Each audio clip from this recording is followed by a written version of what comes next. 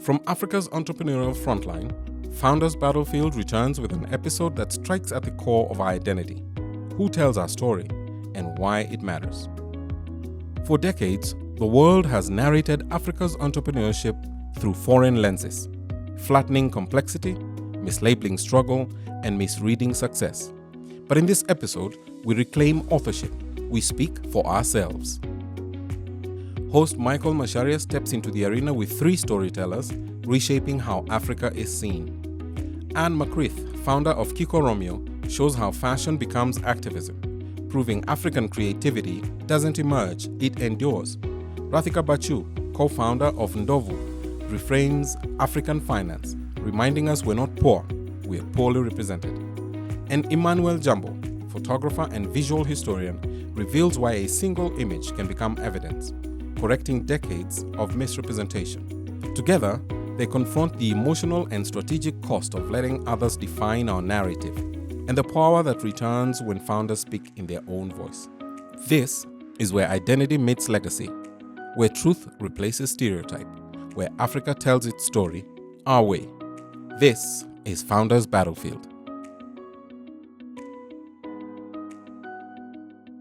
Good morning, people, and we're here again. Our 3rd episode of season 2. Very excited to be here. But it seems at the same time, we are mourning our Prime Minister, Right Honorable Raila Odinga. So we want to join the nation in mourning the passing of Raila, a true gentleman, and who had a vision for Kenya. At the same time, as entrepreneurs, we also recognize the value that he brought to our lives. And today we shoot on the day the day before he gets buried. So maybe this show will air 2 weeks from now, but would like to recognize and pass our condolences to the family and Kenya as a whole. So welcome to episode 3. Today the episode is about our stories, our way, African founders in our own words. So finally, we need to own our narrative. Who owns a narrative? How can we own the conversation about what we do, who we represent, and why we do what we do? So with me today, I've got an interesting set of people. I really enjoyed breakfast with them, to be honest. So I hope they're going to keep the conversation real, as usual. Is that correct? Mm-hmm. So I hope they don't do any editing in their thoughts. We just flow. So today with me is Radhika. Radhika is an interesting human being, but you get to know her more about her. Radhika, welcome. Thank you for having me. And then we have Emmanuel Jambo. You guys know him well, I guess. Okay. He'll tell us more about him. So the enigma of Emmanuel, he'll tell us more about. Enigma, wow, that's. Yeah, you'll tell us. Yeah. Then we've got McCreath, a Scottish human here with us, and we're just talking about breakfast. We said we're going to take a road trip. Oh yeah. To Scotland, right? Mm-hmm. Did you agree? Yeah, we agreed. On an old Range Rover. Range Rover. We'll certainly. Is that correct? Next year we're taking around June. We'll go. We're committing. We're going. At least we are on air. We're going to be taking this trip. Yeah. So I would like to start with Radhika. Maybe she can introduce herself. And this is Mike Macharia. I'm your host as usual, and looking forward to this conversation. It's a sunny Saturday. It's a great day, and at the same time we also mourning Raila Odinga. But we want to start. Radhika, welcome. No, thank you. Great to have you here. A pleasure to be here. So my name is Radhika Bhachu, and I'm the CEO and co-founder of Ndovu.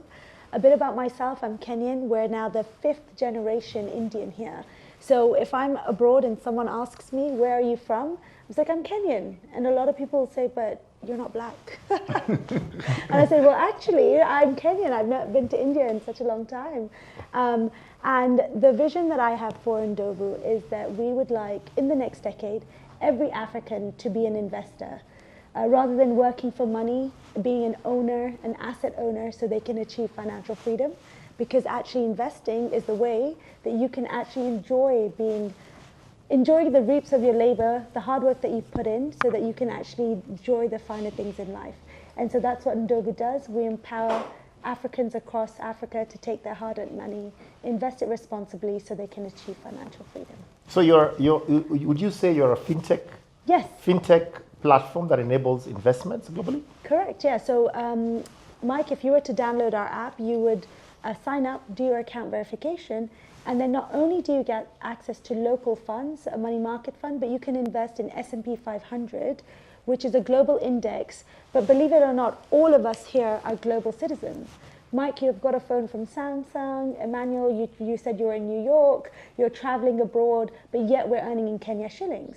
So how do we as Kenyans, as East Africans, take our Kenya local currency and invest in assets that generate USD returns? And that's the real wealth. So these companies are growing, they're doing the thing that they need to do, and instead of just owning a product of theirs, you're now becoming owners. And I think that's the missing part.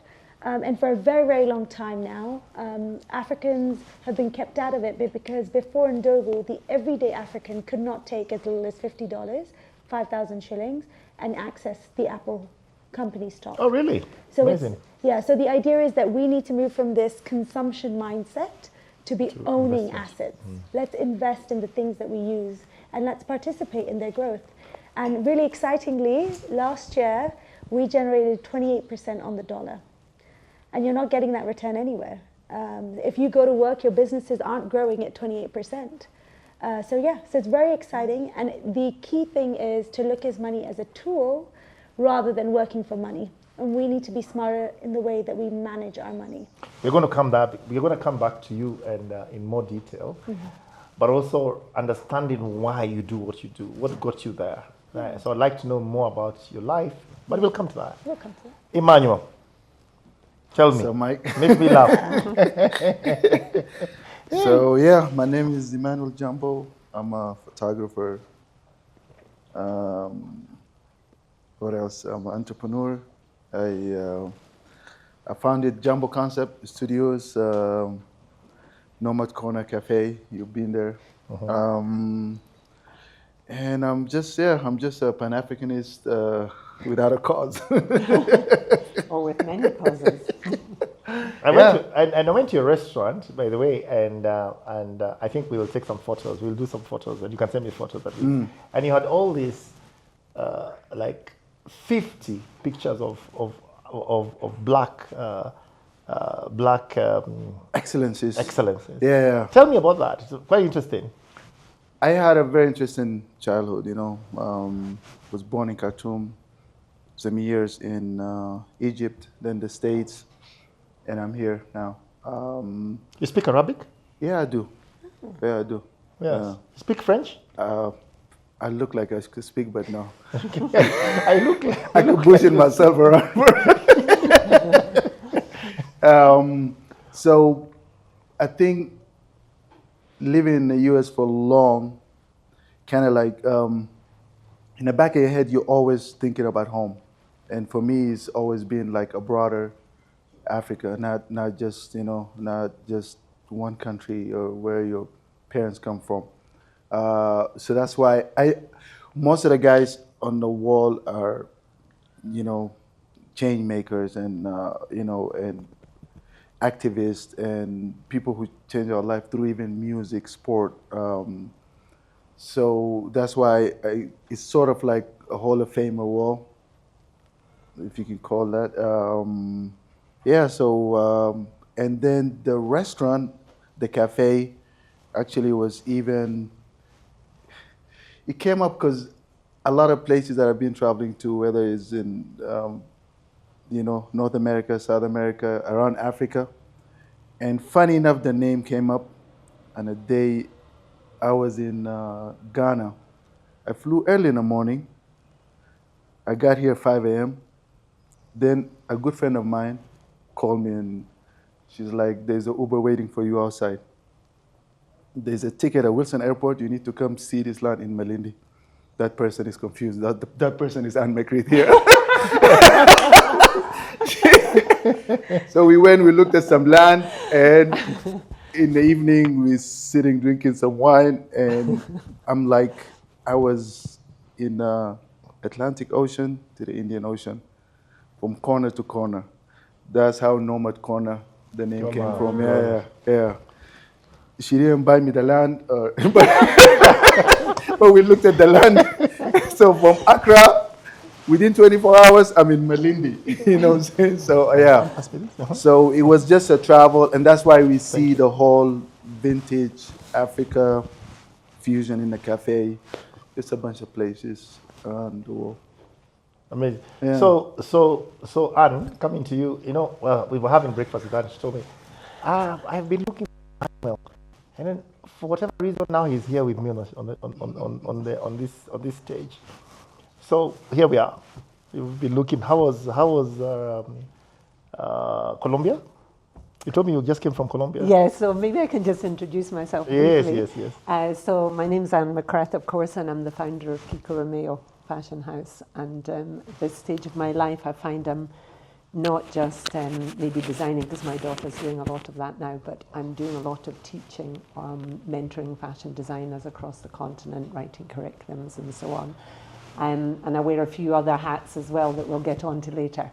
But for me, going to Colombia was, I think, it's interesting, Emmanuel talking about the nomad thing. I, in my head, have always been a nomad also. I think what that means is when I go to other countries, often they resonate with me, and I feel like maybe I've been here before, but I haven't in this lifetime. But I feel I connect easily to different cultures, different ways of living, and so on. So Colombia for me is something I've always wanted to go to Colombia. I have no idea why. And then it became very relevant to me for the fashion industry from 2010. I met the Minister of Culture for Colombia in Italy. We were speaking on the same platform. And I learned about how they'd had a deliberate government policy to grow the fashion industry.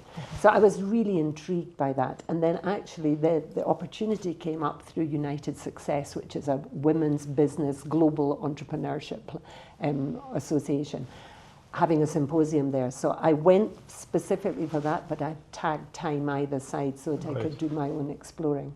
And it just blew my mind. I just loved it. So tell me, Kiko Romeo, I've just written here Kiko Romeo. Amazing name. Tell me, what's the genesis of this name, Kiko Romeo? Okay, it means Adam's apple in Kiswahili. Huh? Yeah. Okay. Like Romeo is the throat, so Kiko Romeo in the throat. That's Adam's apple. Yeah. Did you know that? Yeah. No, I did not. I know because you told me. I'm like, you sound Japanese, but yeah. Japanese, Kiko Romeo. I like the name. So why I chose that name was, it was actually aid work that brought me here. I was in fashion in Europe, but then I came here on an assignment for 3 months that became 3 years. And then I was looking at all of these women who wanted to send their kids to school, but they had no cash money. So I thought I can do more through my fashion, because a lot of the problems I'm seeing are due to underdevelopment. So I decided to set up a fashion brand to create jobs for women.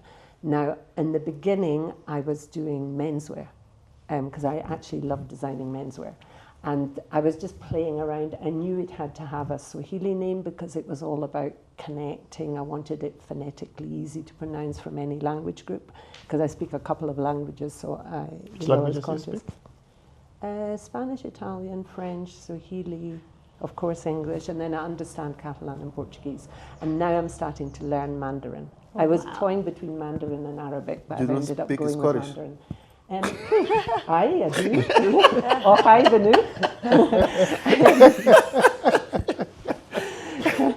And you're coming for a wee dram in Scotland. Sound nice. Yeah, so I guess I wanted to create a brand that would be global. I was just conscious of these different elements. Amazing. Today I've really got interesting guests. You guys are so diverse, but so connected in a very interesting way. I find it fascinating. Curating guests on the show is really one of the most important things in what I try to do. Try to get the right people in the same spirit in one room. So it's not just you get people and just say, let's do it. Yeah. You have to get the right people, the right connectivity amongst them, right? You get my point, right? Yeah. And today's conversation is around owning our voices. And finally trying to figure out, can we own a narrative? Okay, Emmanuel, you do it through photography. Anne does it through fashion, right? why choose? Why amplify African fashion? Here you are from Scotland, coming. You told me about being in Barcelona, being in Italy, coming to Africa, and then eventually look at your jacket. I like it. It's represent African. Yeah. So it's in a way we are owning our conversation. Radhika, in terms of fintech, telling Africans, you guys can also create wealth. Wealth doesn't have to remain at a global level. We can also, you can invest in gold, for instance, right? You know, so today's conversation brings us to that point. And I want to go to Emmanuel. Emmanuel, tell me your story around how you got here. Kenya, you know, I know the picture for Uhuru Kenyatta, our president, our fourth president, fourth, yeah? Mm-hmm. The picture that we saw in our offices, you're the one who took that picture, right? Yeah. Give us the story. How did you get there? I came to visit my sister, and then a friend of her saw me working on my laptop. It was early in the morning. I was jet lagged, and she happened to be the fashion editor for True Love magazine. Connie I'll watch. And Connie, I'll watch, okay. Yeah, with Carol Mandy. So she, I received a call a couple of days later, something like, oh, you know, we want you to come for an interview at True Love magazine. So I didn't even know what True Love is. I thought, you know, somebody trying to hook me up with someone. True Love, I was like, A dating site. Yeah. So I went, we did the interview, and then she's like, there's a gentleman who want to meet you. His name is Ayunga Pala. So I'm like, okay. We went, we vibed, we clicked, same, Pan-Africanism, travel, Adam magazine is coming up. So he's like, yeah, go grab your shit and come home. As I'm saying it, go grab your shit and come home. So I'm like, I like this guy, you know? Yes. So official interview, but we cool, you know what I'm saying? So yeah, I left, I came back, and I started working with True Love and Adam, Drum, Twende magazine. And You just left the US. yeah, I just left. I cleared my apartment, took it to my mom's place, gave my cousin my car, blah, blah. I just moved there. I was just crazy. Like, yeah, you know, no kids, you're young, no kids, no dogs, nothing. You know, you could just leave. You know, dogs. So I got here, and then I did a wedding shoot for Soila. Soila happened to be her dad was Kenyatta first doctor, Kenya first Minister of Foreign Affairs, Dr. Njoroge Mugai. Okay, yes. Yeah. So they loved the photo so much that the person who was helping her, it was Karanja, Kabage. Yeah. Mohoho wife to be. So she wanted to do a surprise wedding. So she's like, please, can you shoot my wedding? I'm like, yeah, sure. So I got there, and I'm like, then I see faces. I'm like, oh, that looked like Mama Ngina, you know? That looked like. Then Uhuru walked in. He was the Minister of Finance, and that's how we met first. And so right away, the minute when he decided he's gonna run, I was called in to do the campaign photos, and that's how I met President Ruto too. And same thing happened when he decided to run. I was called to do the campaign, and then I did the official photos for him. So I guess 2 presidents, 2 terms. Yeah, in between I met the Zambian president, and I did some work with him in Lusaka. It's just, so this is like the statement, official photography. But my passion was always fashion. You know that I met Anne. It was for drum cover or something. You know. Was it Eric and Sheba's wedding first we met? Oh yeah, actually Yeah, Eric and Sheba. Sheba. Yeah. Then we did the cover for Drum magazine. So, and for years I'm like, you know, so I've been shooting fashion. I love fashion. You know, She used to dress me. I was a self-imposed ambassador. Not anymore. So it's been fashion. But my love always been actually journalism, journalistic photography, not necessarily like news, journalism. So I do a lot of UN humanitarian stuff. I do a lot of that. And I think it's probably my sister, the one who was here. She worked for the UN and she was an activist. But when I was little, she was a photographer. She was a journalist. And this stuff, I've seen it firsthand, you know, her dealing with cameras and developing a film, darkroom. So I think that's what really developed my love for photography and journalism. And yeah. Wow. So yeah, fast forward, I'm here, you know, married with a kid, dressed by my wife, Katouche. I like your shoes, though. Yeah. Thank Those you. are very nice. Thank you. Yeah, so yeah. Katouche, when you say Katouche, she dresses, you mean she's also a designer? Yeah. Famous one. Famous one. Yeah. Wow, Yeah. interesting. She was just named what? 500? 500 business of fashion. You know, business of fashion, yeah. Wow, Yeah. amazing. Radhika, interesting. Radhika, she was telling me, we were talking about it and she mentioned she used to be in BlackRock. Yes. Tell her, how did you get here? How do I get here? So the usual story, growing up in Kenya, first of all, being Indian, everyone expects you to learn or do something in medicine. Yeah, half my family are doctors. I'm the black sheep. I actually, so I was studying whatever, I got in to do dentistry. And obviously being me, a bit lazy, I decided to do the work experience after. So I've got into one of the best schools in United Kingdom and I went to do the actual thing. And I did it and I called my dad crying. I was like, I don't think I can do this. And he's like, Actual thing is? Huh? Actual thing is medicine. No, when I did, I went for dentistry. Okay. And I got in, you know, you apply, you do like I'll do dentistry and then pharmacy as a backup. I really want to do dentistry because obviously as kids you're told you should do something in medicine. It's a very Kenyan thing actually. A lot of my Kenyan friends, they've done medicine and then they've told their parents, here's the certificate, but now I'm going to go do this. And I was in the same loop and after getting in, I was like, oh, you know what, maybe I should go see what it's like. Maybe I should go.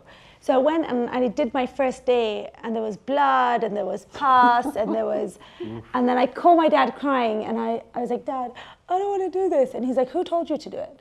I said, you told me. He's like, I didn't tell you anything. And I was like, what? So I put the phone down and I realized that sometimes growing up, your parents say things, but they don't actually mean it. They say it in passing and then you take it as Bible. Anyway, so then I was like, right, what can I do now? I'm graduating. What is the one thing I really like? And I thought, mathematics. I was like, okay, I'm going to go and I'm going to get a place for mathematics. And I did. And again, when you're going through university, you're just going through the motions. But I really loved working with numbers.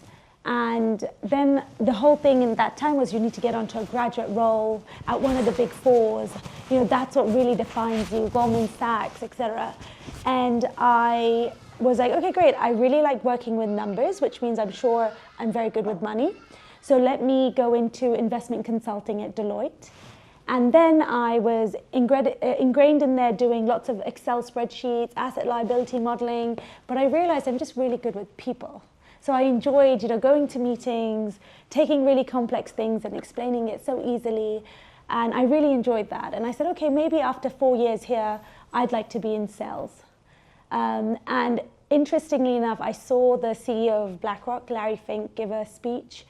And the way he talked about the global economy, et cetera, really inspired me. So I don't know if you do this, but I have a manifestation list. And when I got into Deloitte year 2, I said, I just put it on my list, BlackRock. And I completely forgot about it. Because you know how you are, and you've put your travel plans there, you've put your, the nice fashion things you want to buy, they're all on there, and I had put BlackRock. And then one of my colleagues moved from Deloitte to BlackRock, and he said, 6 months later, he's like, I've got a role for you, and I think you're really good at it. And I said, oh, brilliant. And then I went back, and I was like, I'm pretty sure I manifested this somewhere. And typically the interview cycles there are 6 months. So you go in, you have like 6 interviews.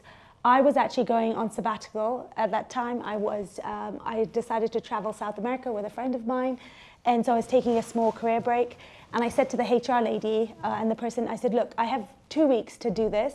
So you're either in or you're out because I'm traveling for 3 months. And I don't know what happened, like everything aligned, the stars aligned. I had 6 interviews in 1 week.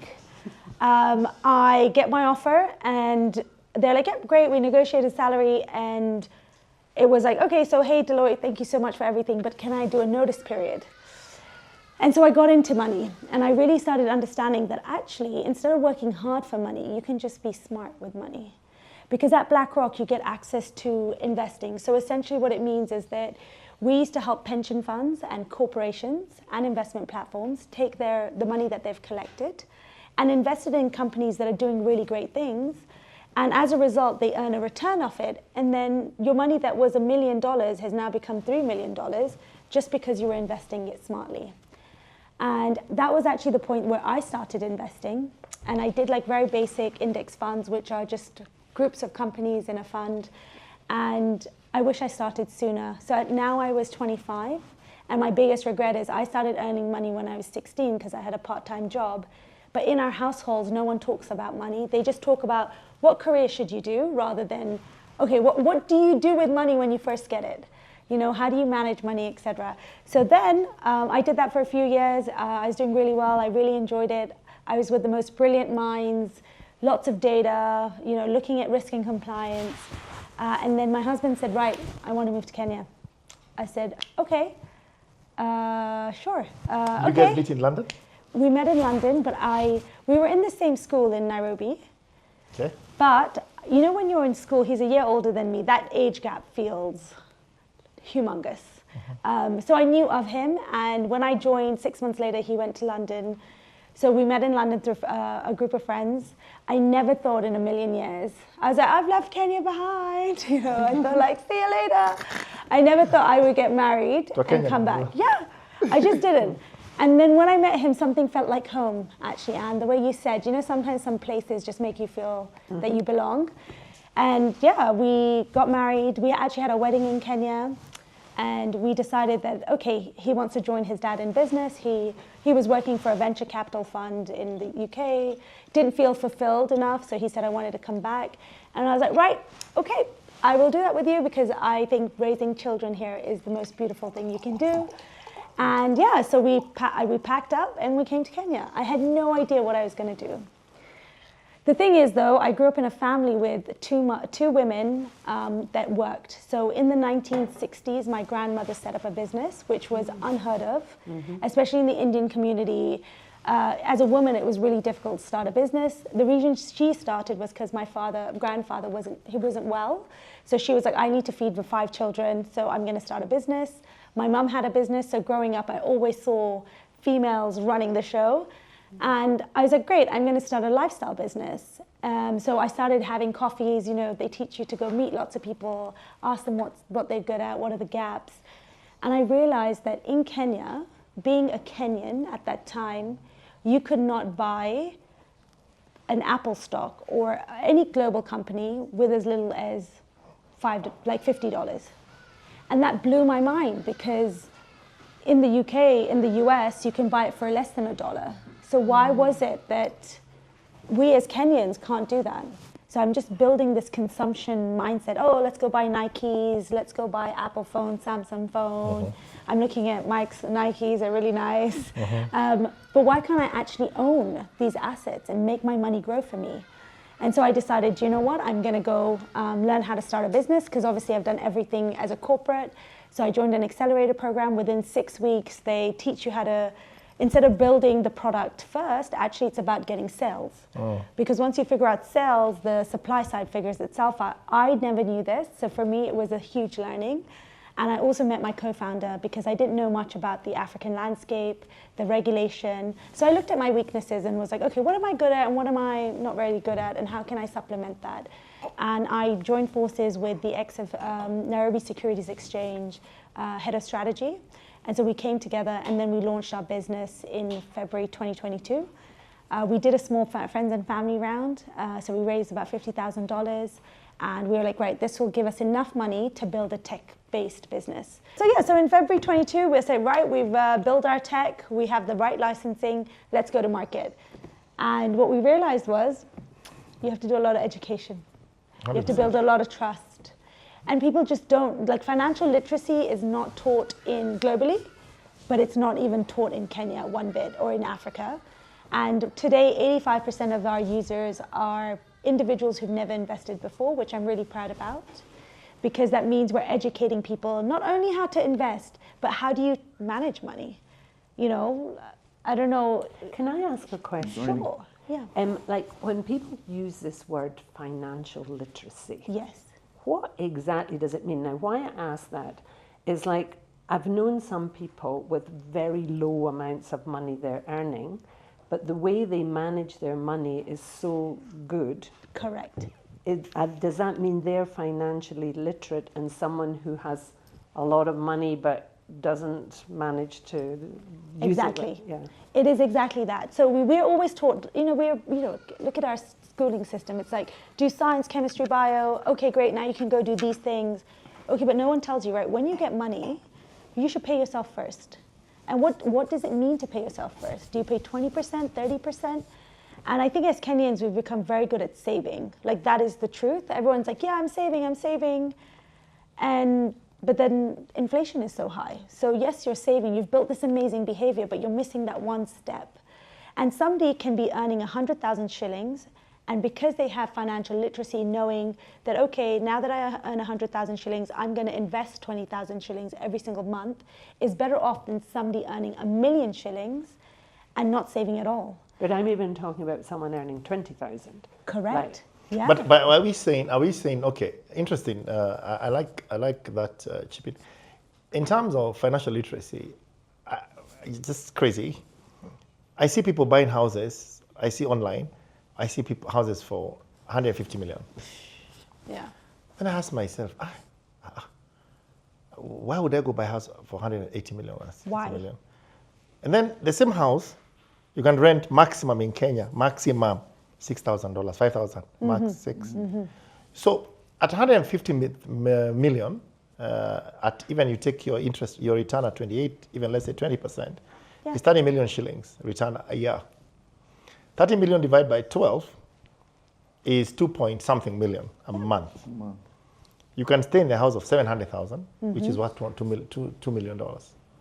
So why would I go buy a house for $2 million when I can make a return exactly. of 2-point-something million minus the rent, and I still have money in my pocket? Exactly. So financial literacy. So a guy who is buying a house for 200 million, is it out of stupidity, or is it out of I have too much money, or is it they're financially illiterate? I think it's the latter. They don't know the potential of what their money can do by investing. No one's taught us how to invest in money. So there's an interesting fact. If you take a white family in the US globally, 60% of them will have stocks in their portfolio. Mm-hmm. When you compare it to an African family, that is 2%. Wow. True.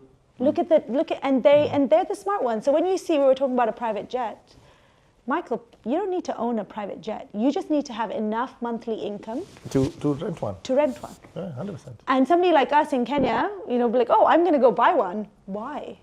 You're financially illiterate. Do you think it's a scarcity mentality? I think so. There is a scarcity mentality. I also think they haven't fully understand the power of compounding. So scarcity mentality is because I need to show people that I have. I've come from nothing. We have a lot of wealth creation actually first stems with your mental mindset. Uh-huh. Because a lot of us go into money. So let me tell you what happens with our customers. So they will come, and parting from money there's this anxiety. When you go and you buy a car, you're getting the car in return. But when you're investing, it's but I'm not getting anything in return. And so you will say, I'm going to wait 3 months before I invest because I'm not comfortable giving you my money. But actually in that 3 months, your money's sitting in a bank, it's not earned anything. So because of your scarcity mindset, just because of the way we're conditioned, you've missed out on 6 months or 3 months return. And you could have been richer, but you're not. Because you're thinking, I want to see my money. But seeing your money doesn't mean it's growing.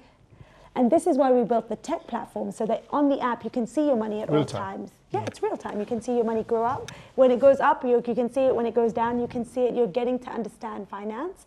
And this is a problem with a lot of people who become rich and then overnight they lose their money. It's because they're not taught how to manage money. And that's a very, very common thing that has been happening amongst a lot of African families. We have some clients who will say, I had this much money, but I went and bought a house, I went and bought a car.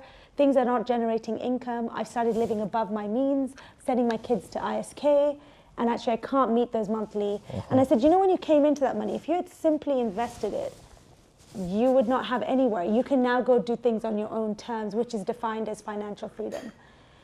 So the goal that I always say, and I got a lot of backlash for this on social media, I said, if you don't have 13 million shillings in an investment account, which is roughly $100,000, why are you living the soft life? Who told you can go to Lamu on holiday? Why? Because the interest you can earn on the 13 million shillings can pay for 3 Lamu trips. But instead you're there, your hard-earned money, you've made 500,000 shillings this month, and you're like, yeah, I'm going to spend 200,000 on a trip to Lamu. Well, why don't you invest it, sacrifice 2 years, get to that 13 million shillings, and then you can be financially free. You don't even have to go to work if you didn't want to. And it's that education, that mindset shift that needs to happen, which it just hasn't happened, essentially, for a lot of people. I'll zero down back to you later about, have you thought about crowdsourcing, using your platform to crowdsource investment? So it means, as opposed to buying the US stocks, which is fine, if I have a great idea, can I come and list it in your business, in your platform? And then I get people to crowdsource and then investment. I'll come to you. I'll come back to that. So think about that process. Yes. Anne is deep in thought. This issue of financial literacy is in her mind. So tell me, your story, the whole story, you're Scottish, you speak different languages, ended up with Kiko Romeo. How did you get here? I'm very keen to know your journey, the journey. You want me to go?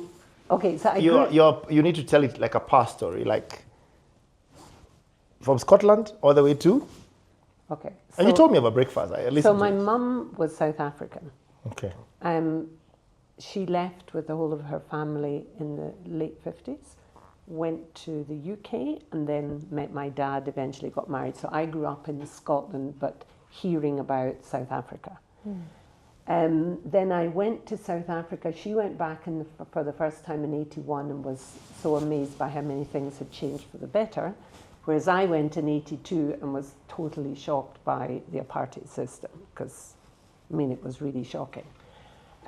So I came back and had a lot of opinions about it, and she said that, you haven't studied, you don't know anything about African history. So I was already at university doing history of art and languages, so I managed to change my degree course to a general one so that I could do more modules. So I started doing African history, and I had a brilliant lecturer who was a communist and made us read absolutely everything. And the first question was always, who wrote the book and what was their agenda? And that was a life lesson for me, because if you think about it, even today, anything you read, it's good to know what is who is the person that's writing it? Do they have an agenda, or what is their personal programming that makes them say something in one way or another?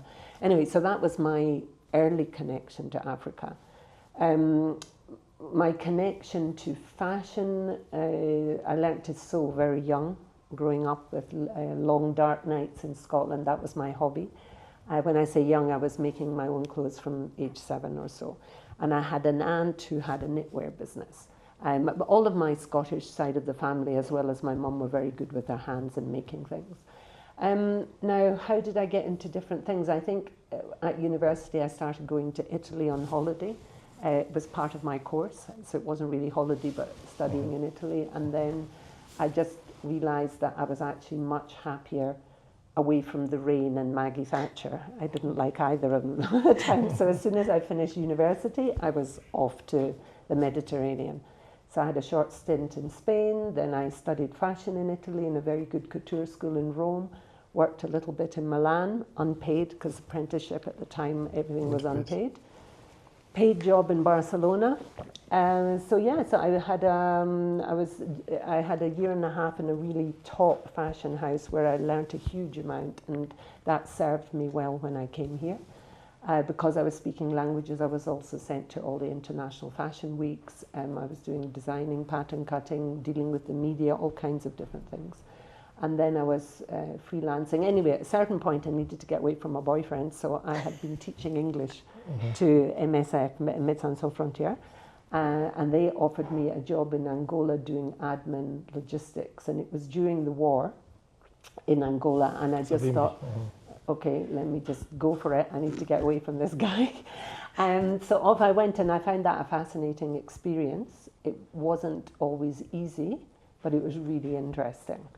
And then after a year in Angola, I went back into a fashion job in Barcelona. I was working in Mango in the design team. At the time, there were only 8 of us. Spain? And they had 100 stores around Spain. Wow. But I ended up resigning from that job after some time. I found it quite difficult to just commute and be in a 9 to 5, basically, having had a year of very kind of like lots of variety within my job in Angola. So I learned, of course, Portuguese and Kizomba, and then it was funny when you're working in a war situation and there's a curfew. The clubs were full, so you either decided you were going home. You had to go home before midnight, or you had to club all night and go home in the morning. It happened to me in Burundi. Yeah. And we know what time you went home. So that was a very interesting lifestyle, but at the same time we were also working very hard. And then back at the Mango thing, I mean, this was fast fashion back in the late 80s, and at some point they made a mistake because there was a buyer's team and there was a design team, but the designers would present a collection to the buyers. They would choose some things for their shops, and then they would also source other things in the Far East. So they made a mistake on a buying thing. They had ordered 30,000 dresses from India, 10,000 had arrived, they weren't selling, and because I could speak English and I was technically strong, I was requested to go to India and cancel that order and find any technical grounds, whereas in fact it was a design error. Like, not from the design team, but the buying team had made an error. So honestly, I just didn't feel comfortable with that, but that often is how fast fashion works. They pass on the loss to whoever they can, but I didn't feel comfortable with that. And so I was looking for another fashion job, and then MSF said, we need an administrator for Nairobi just for 3 months. So from fashion to MSF?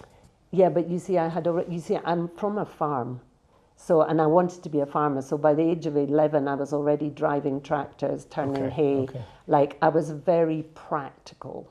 I think growing up on a farm, at the end of the day, a farmer is an entrepreneur. And was a farm in Scotland? Yeah, and I was very versatile. You still have the farm? My brother does, yeah. So we'll visit it, yeah? Why not? It's part of the plan, right? Yeah. Okay, I'll continue. Yeah. So anyways, I came here for 3 months. I thought I was only staying for 3 months and going back to fashion there, but I ended up becoming the head of mission for MSF Spain. And then there was a medical coordinator, of course, so I was doing more of the fundraising, the HR, the advocacy, like campaigning on stuff. I've always been an activist at heart. And so I found it really interesting. But then I got to a point where I realized they wanted to send me to Rwanda post-genocide. I had realized that I was finding Kenya really interesting. And then it was the whole thing of, realizing that actually through fashion I could create jobs for women. And a lot of women at the time I did a lot of work in northeastern, around Garissa, Ijara, those areas. And then we also did a lot with the political clashes at the time, helping people who'd been displaced and so on. So I had quite a good understanding of Kenya. And in all of those situations, you had women who wanted to send the kids to school. They had to pay for anything to do with the school. and they didn't have cash. The guys had the cows, and so there was that thing of they needed cash money. So I came up with the idea of setting up a fashion brand, which I knew in Europe was very difficult at the time because you would need a lot of money behind you, whereas here it was a bit easier. And the idea of getting them to craft things that I could then pay for and incorporate into the designs. So initially I started trying to make my clothes with all of these different people, but then I realized that I wasn't going to get the necessary quality and standard, because to leverage higher wages, I had to be able to sell a really polished product. So that's when I then chose to set up my own small workshop, but then get the women to maybe dye the cloth, tie-dye, or I quickly also got into the beading side of things. So yeah, I figured out different ways of working together. And then above all, it was the importance of creating a really strong brand, which people would be excited about. And then there was the secondary thing there was that, at the time, nobody had pride in wearing anything that was vaguely African. People from the lakeside were more interested in it, but people like from Kisumu, the whole kind of Luo community, Luyas, they were wearing, but everybody else, it was like such dull kind of Western fashion. I mean, you can look into history and understand why that happened, because it wasn't always like that, but that was the situation. Why do you think it happened? So I'm curious. Well, there's a variety of things, but you can't forget that there were so many settlers in Kenya, and there were very strict colonial laws. And one thing in any imperialist mindset is, how do you take the culture away from the people? Because culture is something people unite around. So you weren't even allowed to wear beaded jewelry, those things were all prohibited. And so people ended up having to wear very boring, plain, grey, maroon, those kind of clothing. That any kind of cultural symbol was kind of taken away from your personal dress, at least in the city. So that certainly got a big part of it. And then you see, as generations pass, people just become accustomed to things and they don't realize the root of where it comes from. And then, of course, you also have to remember that a lot of traditional dress is beads and leather. So when you come to the city, how does that change? So I wanted to create a brand that people could feel they could go to a board meeting in, but it had something visibly African about it. So I was using Western cutting, like Italian cutting, with African fabric or details on fabric and things, Fantastic. And I hope that in the next show, I'll have something from you. Why not? It would be a pleasure. Because you said you like dressed men, so I don't have to go to Italy and get this. 100%. You see, and this is where I'm also going to cite the late Raila. He was very supportive of this because he understood the importance, both from a cultural perspective and an economic perspective, of the whole thing of wearing Kenyan made. We hear 5% of clothing in Kenya is what people wear is actually from here. Now, what is that in terms of economic development? It's just ridiculous. When you manage to invest in your industries, how many jobs does that create? Why are we all wearing foreign made? There's a whole series of reasons, but to me, that's a kind of top priority. It's just the same as the African leaders now who are looking at processing gold or cocoa or whatever on the continent. The same thing is true of us. We have to also process the cotton or the agricultural waste into regenerated textiles and so on, and then make it into clothing. If you go to Ethiopia as a designer and you try to buy Ethiopian cloth, you can't buy it in bulk because they also insist that their fabrics are made into finished products before exporting. It's kind of common economic sense, but sometimes it gets overlooked. And I want to share an example. When I was growing up in 2002, do you remember the bottle cap bags? Yeah. Yes. They're made in Kenya. Beautiful bottle, and one of the designers of a big fashion house came to Kenya, saw this bag and thought, oh my God, I love it. But at that time, our entrepreneurs and individuals didn't know about patents or what it really means to actually generate value out of something that you've created. And this international brand took the bag and sold it for over $1,000 back in 2002. Yeah. But our artisans got nothing out of it. Yeah, that happened a lot. And not even any recognition. And it's just about, again, if you train people to realize that we need to create value locally, and then we have supporting governments doing that, the economic impact is huge. But we're And I think that the thing on the government involvement, if you look at the Kyondo being registered in Japan, like there's many stories like this. Yeah. And it's often because our leaders don't understand the value of these things. Yeah. Maybe some of them are waking up a bit, well, some of them are. We have a few examples now on the continent. Yeah. So Emmanuel, when you been, do you call yourself a creative? Yes, I am good. But first of all, let me call the dealership. I need to cancel my private jet. I was about to buy a private jet. Yes, cancel that order. And no Lam or no Scotland. I'm not coming with you guys still. You're not coming in with a canoe to Scotland. Yeah, that one I could do. That one I could do. Anyway, you're taking president's pictures. So you're taking lots of president's pictures. So I don't think private jet will be a problem for you. But continue. Yeah. So yeah, I'm definitely a creative. I create a lot of things. I create documentaries. I film fashion. I design things, logos. I design interior. I create pieces of stuff. Yeah. So I'm definitely a creative. So tell me your story. How did you eventually land doing what you're doing? Because, I don't think you wake up one morning and say, I'm going to become a creative. I think it has to be innate in you, sort of something bubbles in you and eventually you become a creative. Tell me your journey. Some maybe are lucky, like Anne. Anne was a farmer.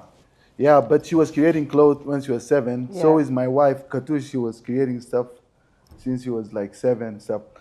I was too busy. I was creating I was creating plays. I was playing basketball, as a kid. But funny enough, I used to do calligraphy with my uncle.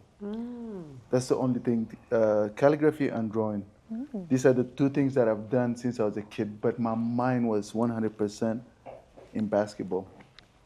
And at some point it was swimming, ping pong, yeah, big dude playing ping pong, but I was little.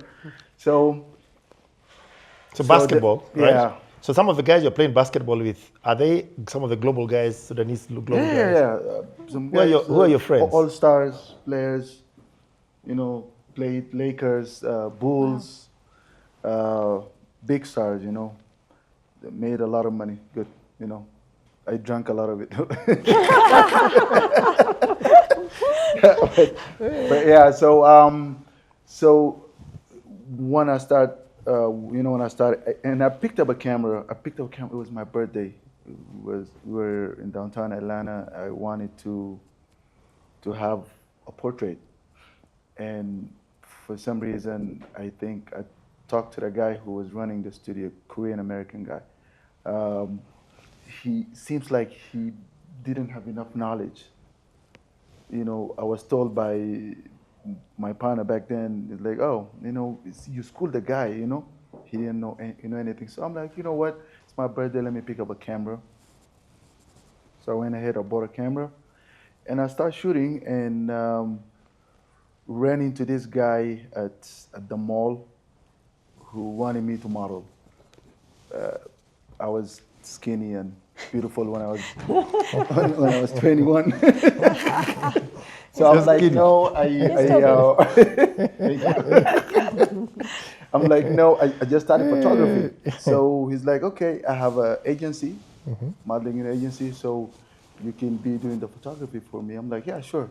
That's how I ended up even being shooting at Atlanta Fashion Week, first time just seeing this thing unfold. So then through photography and film, fast forward, I was working on a set for City series here. And the DOP, the director of photography, loved my photos. And then he's like, you should do filming. So I started playing with a film camera on the set, and that's how I got into filming.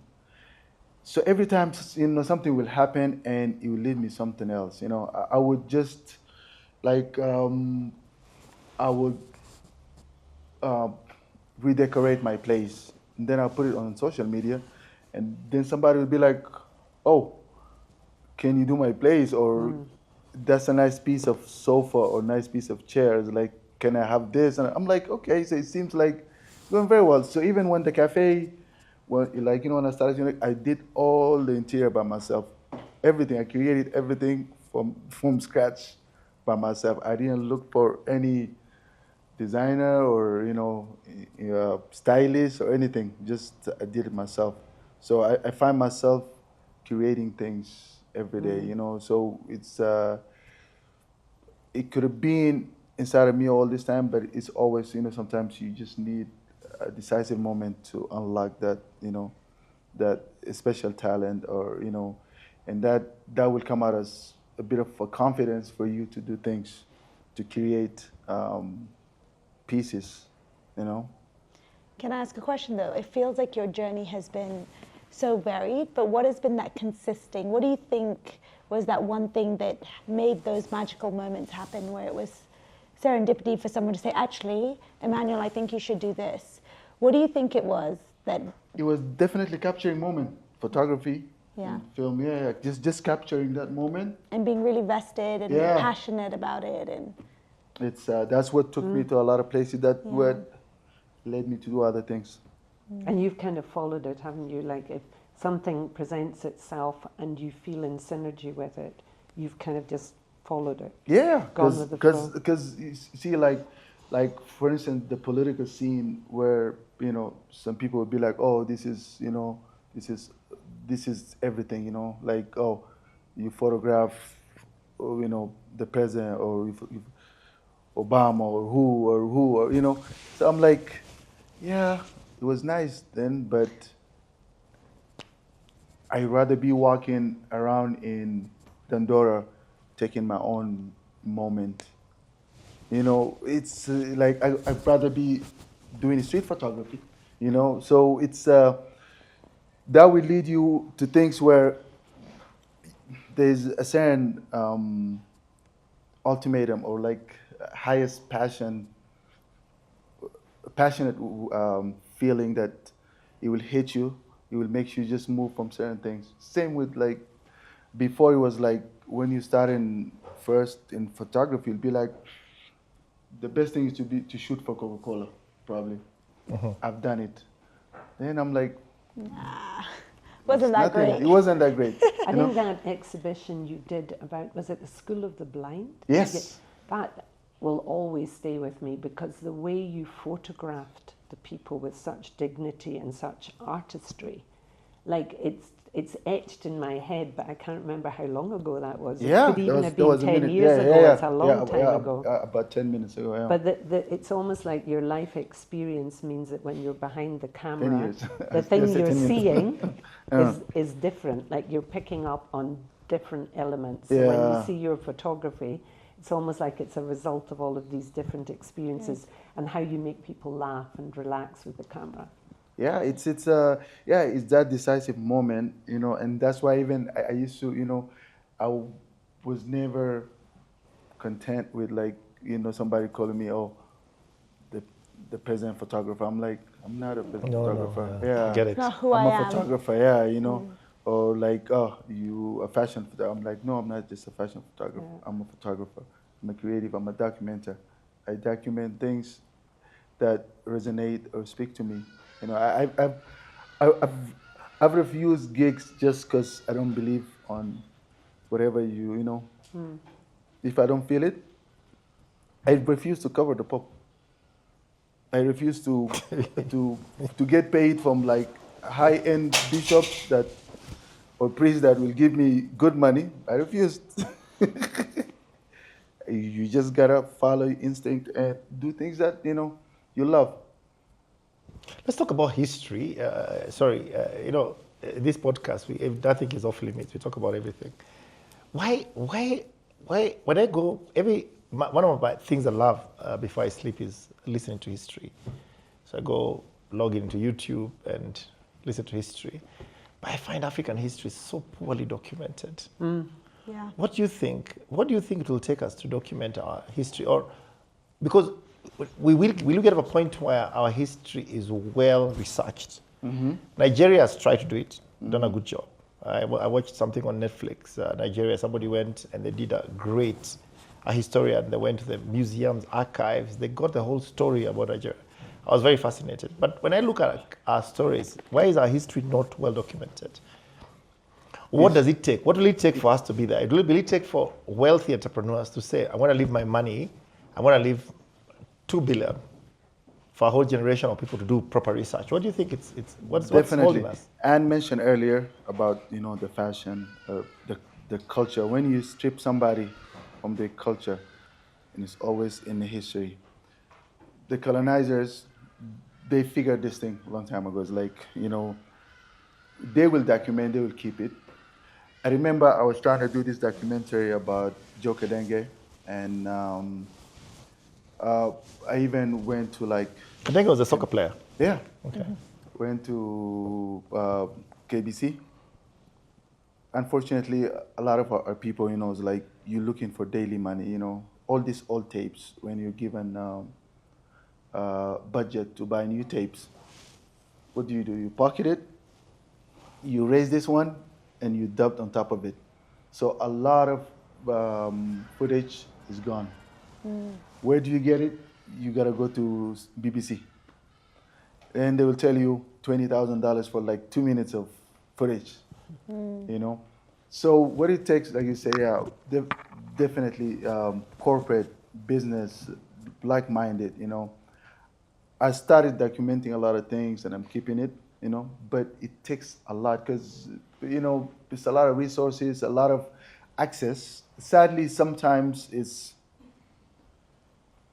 foreigners or big names like BBC, CNN, they get easy access than when you, a child of the soil trying to document. I remember we went for the independence of South Sudan. I'm like, I have to get this footage. And I went through a lot just to get permits. And still you can feel like BBC will get better access, And at the end of the day, you gotta remember, it's not about the equipment, it's about just the access and the right documentation, But it's so hard for us. And it takes a lot of money. But it's doable. We're doing it, and it's gonna happen. The minute when we own our own, narrative, that's how we move forward. Yeah. I wanted to add on that. When a lot we're looking at what is written, right, and the Timbuktu libraries contain manuscripts written from the 6th century, I think. Yeah. So that's one source, but many sources of history have to be more holistic. Like, what is the dance of today and what story is that telling? What are even the songs, the dance, the archaeology, sure, but even the traditions and how things are done tell stories. And I met someone once on the border, actually, with Somalia and Kenya, who had been literally walking for months around Somalia. This was early 90s, taking the oral history, because a lot of it has been passed down through oral tradition. So it's one thing like documenting the contemporary history, like everything that's happening now. Another thing is like pulling all of those other things together. And then, we're looking at doing an exhibition next year because it will be 30 years old. And then that was really interesting, talking to some archivists who were just saying, well, it's social history also. Because if you look back at what we've done as a fashion brand, the musicians we've collaborated with, the people we've dressed, the this, the that, there's so much, even the fabrics we've used, whatever we've got is actually a live history of the last 30 years in Kenya, from You know, there's so many things that you can pick, but that does require resources to put it together and package it in a way that's, now a book, and it's going to be documented in a way that people understand documentation. And definitely a lot more resources need to go into that, because who finds the money to do that process? And including as simple as lullabies. Yeah. Pick any household right now, and what they will sing either "Oh McDonald's Have a Farm" or "Baby Shark" or whatever. Yeah. You tell them, say one single lullaby from Kenya, from East Africa, nobody knows.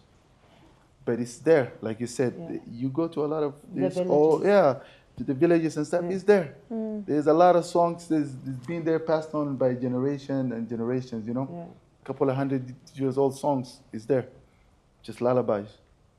Yeah. Interesting. So let's look at how to finance some of these opportunities.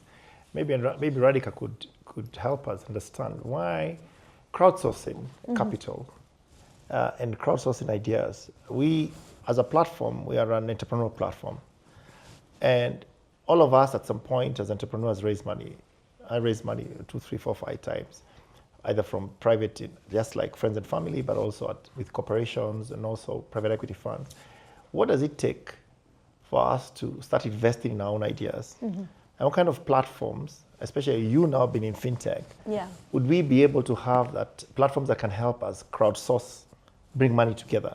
So at my 100,000, my 20,000, another 100,000, another guy with $1 million, small monies put together will be able to create that value. And what will it take to inspire trust that people are willing to see? And what will it take? What will galvanize that moment for people to trust that I can put my small monies into an idea that Emmanuel has that is going to make money in future.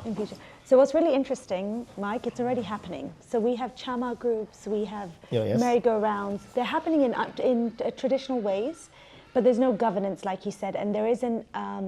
With chamas, it's actually people that you know, friends and family, who take and believe in your vision, who then come together and say, okay, you can take this business.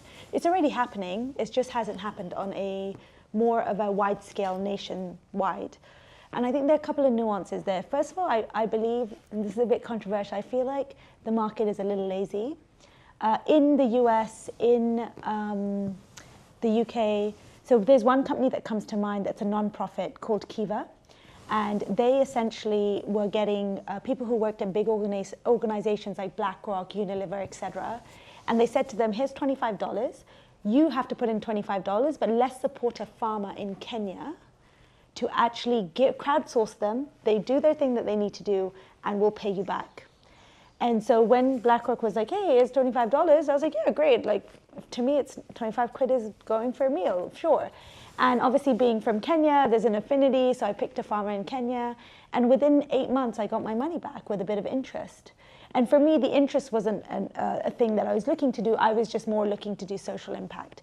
And I think, again, when it comes to these platforms, there is so much that people in powerful positions that are willing to do, create impact, be able to educate students, be able to provide people with money to go build a sustainable business that will then create jobs and benefit a certain area. But the challenge we have is trust and governance. And I think until that's not solved, families, big industrialists want to do that, but they don't know if the money is going to the right place. So I think it's important for ecosystem players like us. So we are a fintech, but we're also regulated as a fund manager. And we're actually working on a product right now to say that, so 2 products. One is to say, I talked to you about the banking rate being ridiculously high and doesn't make sense earlier. When you go to a bank on your own savings, they tell you, even though you have assets there, 1 million shillings as an example, and you want to borrow 2, they're like, yeah, the rate is 13%. I think this is a rate a year ago, etc. But for me to give you back 13% on my money, why? You have collateral. You have 50% of that already there. Why do you have to charge me the normal market rate? And they're not very, unless you don't know people, they're not very friendly with it. And so one product we want to launch, which I think it'll be a game changer, is to say, you have some money invested with Ndovu, you have 1 million shillings, you want to borrow up to 1 million shillings, it will be 3%. Because why? I've got your collateral here and the risk of you not coming back is low. That's 3%. So that's one really great, I'm really excited about this project because it will unlock liquidity. It will allow business owners to expand their businesses, generate more income, put it back into the economy, which I think a lot more of us need to start thinking in that direction because Africa is rich. You know, we get this narrative painted in the US saying that we don't have enough money to crowdsource. Actually, times are really tough now, but if you go out elsewhere, we're seeing investment go up on our platform. We're seeing restaurants being full.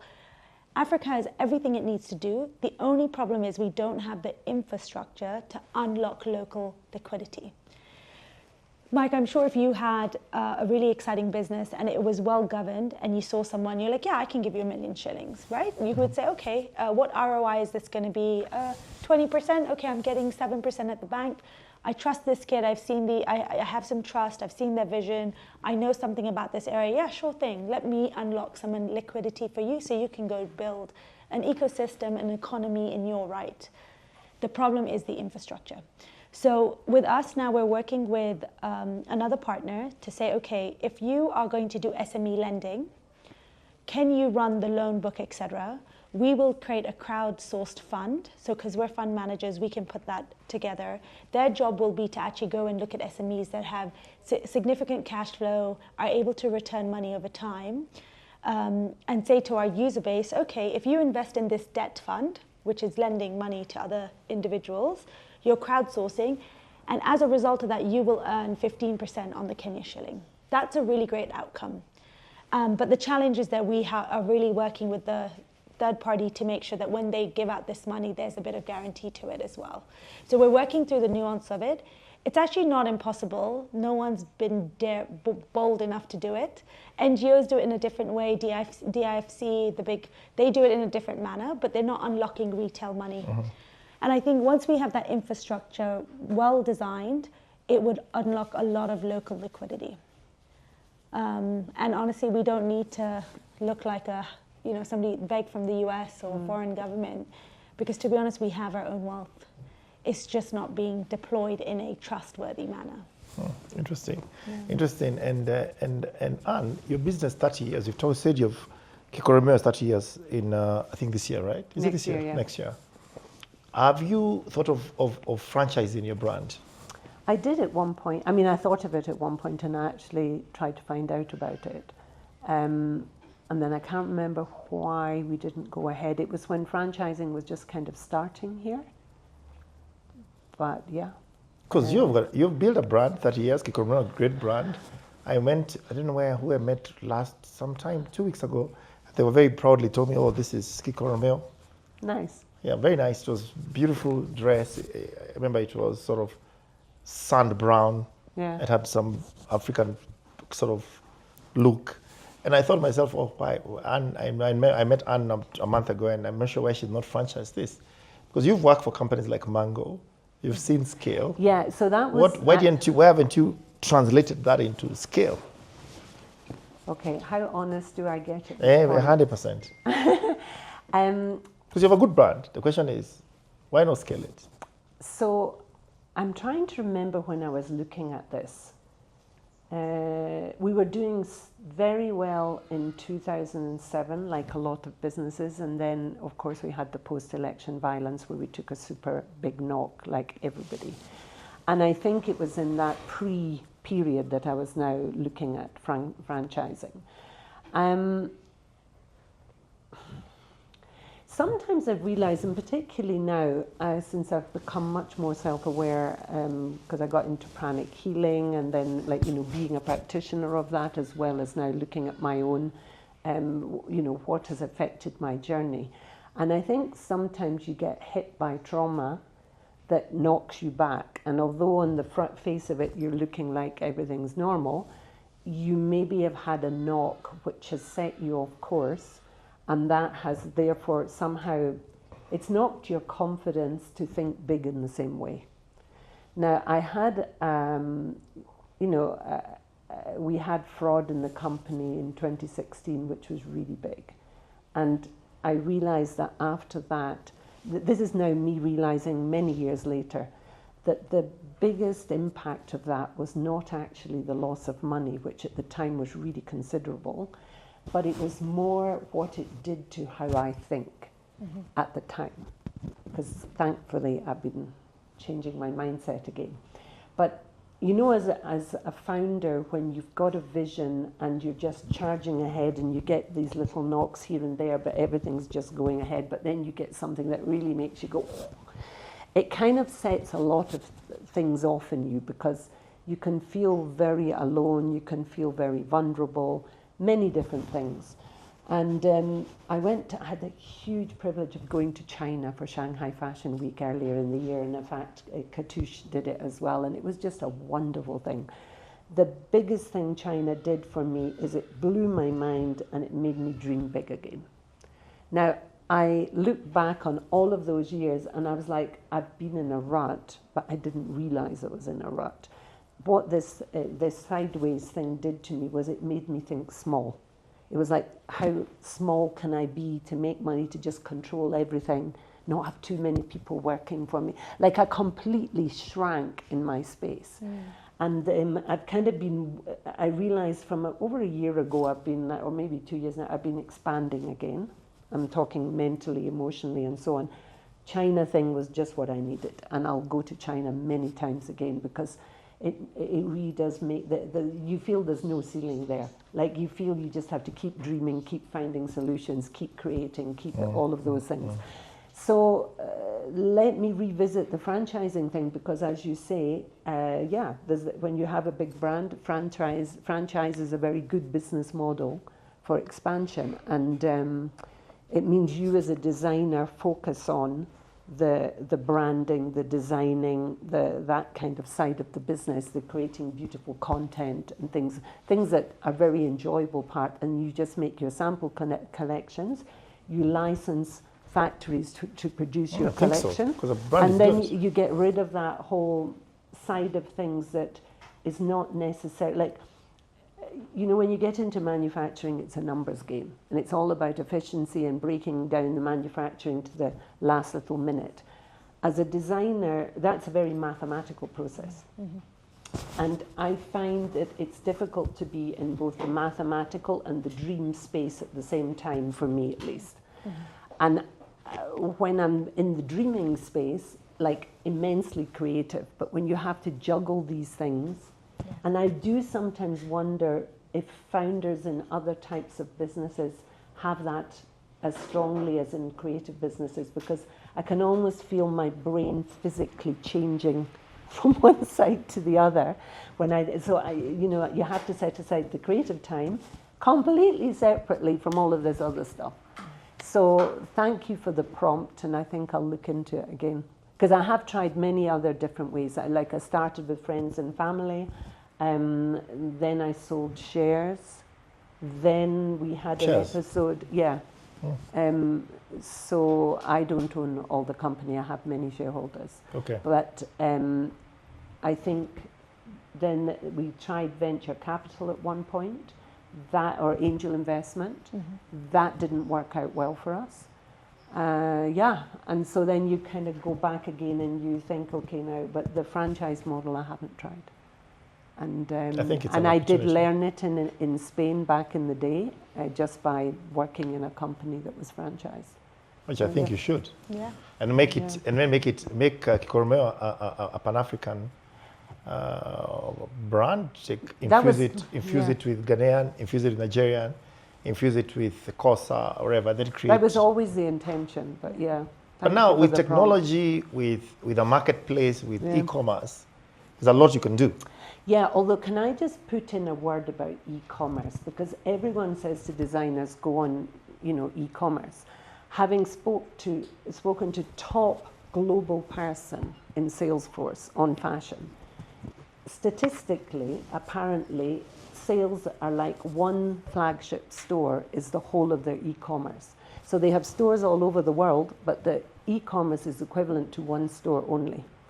So I'm not very keen on doing our own e-commerce anymore. We tried it. Why? Because it's a completely different business. And I would rather be selling through someone else's e-commerce platform who's specialized in that and has all the infrastructure in place and focusing on what we're good at. A bit like the manufacturing thing. Good. Yeah.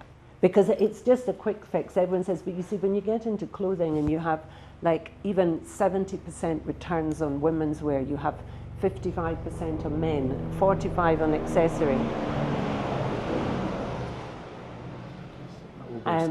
And you have huge returns, and if you're doing returns into Kenya, on top of that, you pay full duty, often on the sales price of the garment, so you abandon the shipment. So actually for e-commerce to work for designers, there's so many things in place, but you basically have to export in bulk to a place that will accept returns without, it's just inevitable. Like our body types are different. Not only are our body types different, a lot of particularly women, but just in general, order stuff to take photos for Instagram and then they return it. Or they wear it to a wedding with the labels on and return it. That is a global practice now. So I'm not saying no to e-commerce, but I'm saying let's, like in the case of ourselves, I'd much prefer to be doing it through someone else who manages that whole process. Interesting. And maybe that also leads us to Emmanuel. Emmanuel, your bigger picture, what you're doing, you said sometimes you reject gigs. What's your big picture? Give me 10 years. What documentaries, and I'm very fascinated about when you talked about documentaries and just bigger picture, 10 years from today, 15 years from today. Well, hopefully, we've been wanting to have sort of like, it's not a franchise per se, but it's sort of like, having maybe a location somewhere else. But same thing, we were hit by these obstacles that kind of, you sit back and you be like, no, maybe just one location, but we'll be able to send people out, So I have guys that I send. There's something that you want to go do in Rwanda, in South Sudan, in Tanzania, and then sometimes if it requires for me to go, then I'll go. Malawi, so now you have an extended workforce that works with you. Yeah. Okay. Yeah. Okay. So as far as franchising the studio, the Jambo concept, not really. Yeah, we work from one location, but we send out globally. So in terms of, we come back to our conversation around documenting our African stories. What did it take for you to document, let's say, the Kenyan story, the real authentic Kenyan story from 1800s? What did it take for you to do something like that? Give me a plot. Let's assume Radhika and I are going to help you raise money. Should I call the private jet guys? Call them. Well, I don't. And you also have a lot of people in private jets, anyways. I don't think it's much, because a lot of it is passion to me, and whoever want to get involved in that, it's probably gonna be like just taking time off, go to that area, sit and document. You're not looking much, logistic, just how to get there, and a place to stay, for the crew to eat food.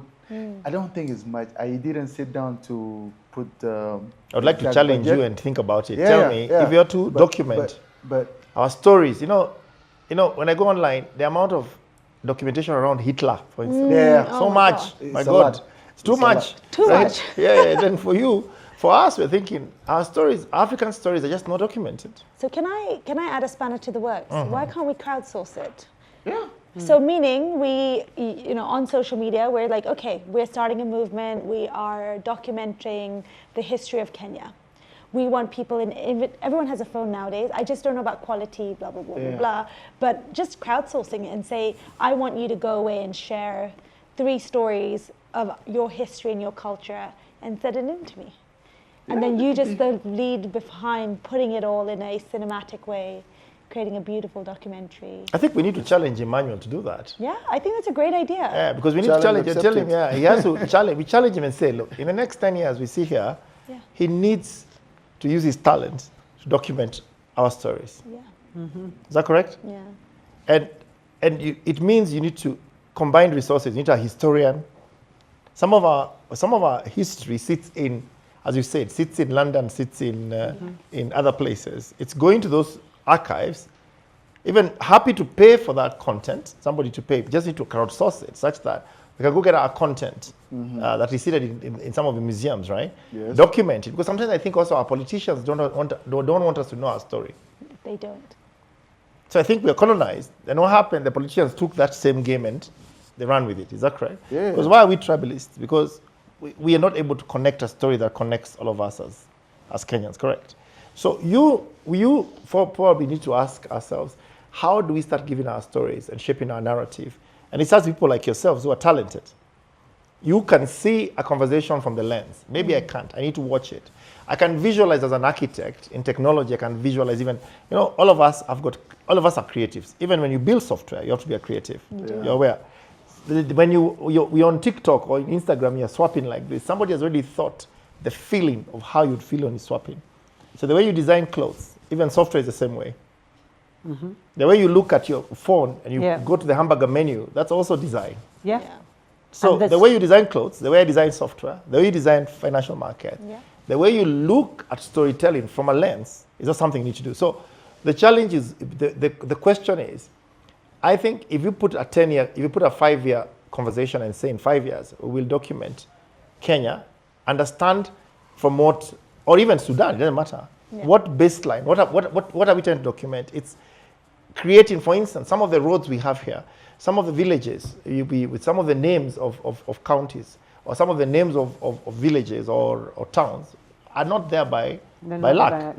Somebody, there was a story to it. Is that correct? Story to it, yeah. Ngara, there's a story to it, right? Story to it. The question is, what is the story? Who will give us this story? Yeah. So what does it take for us to do the story? And how can we crowdsource it? Maybe, Radhika, from our point of view, what does it take to build a crowdsourcing platform?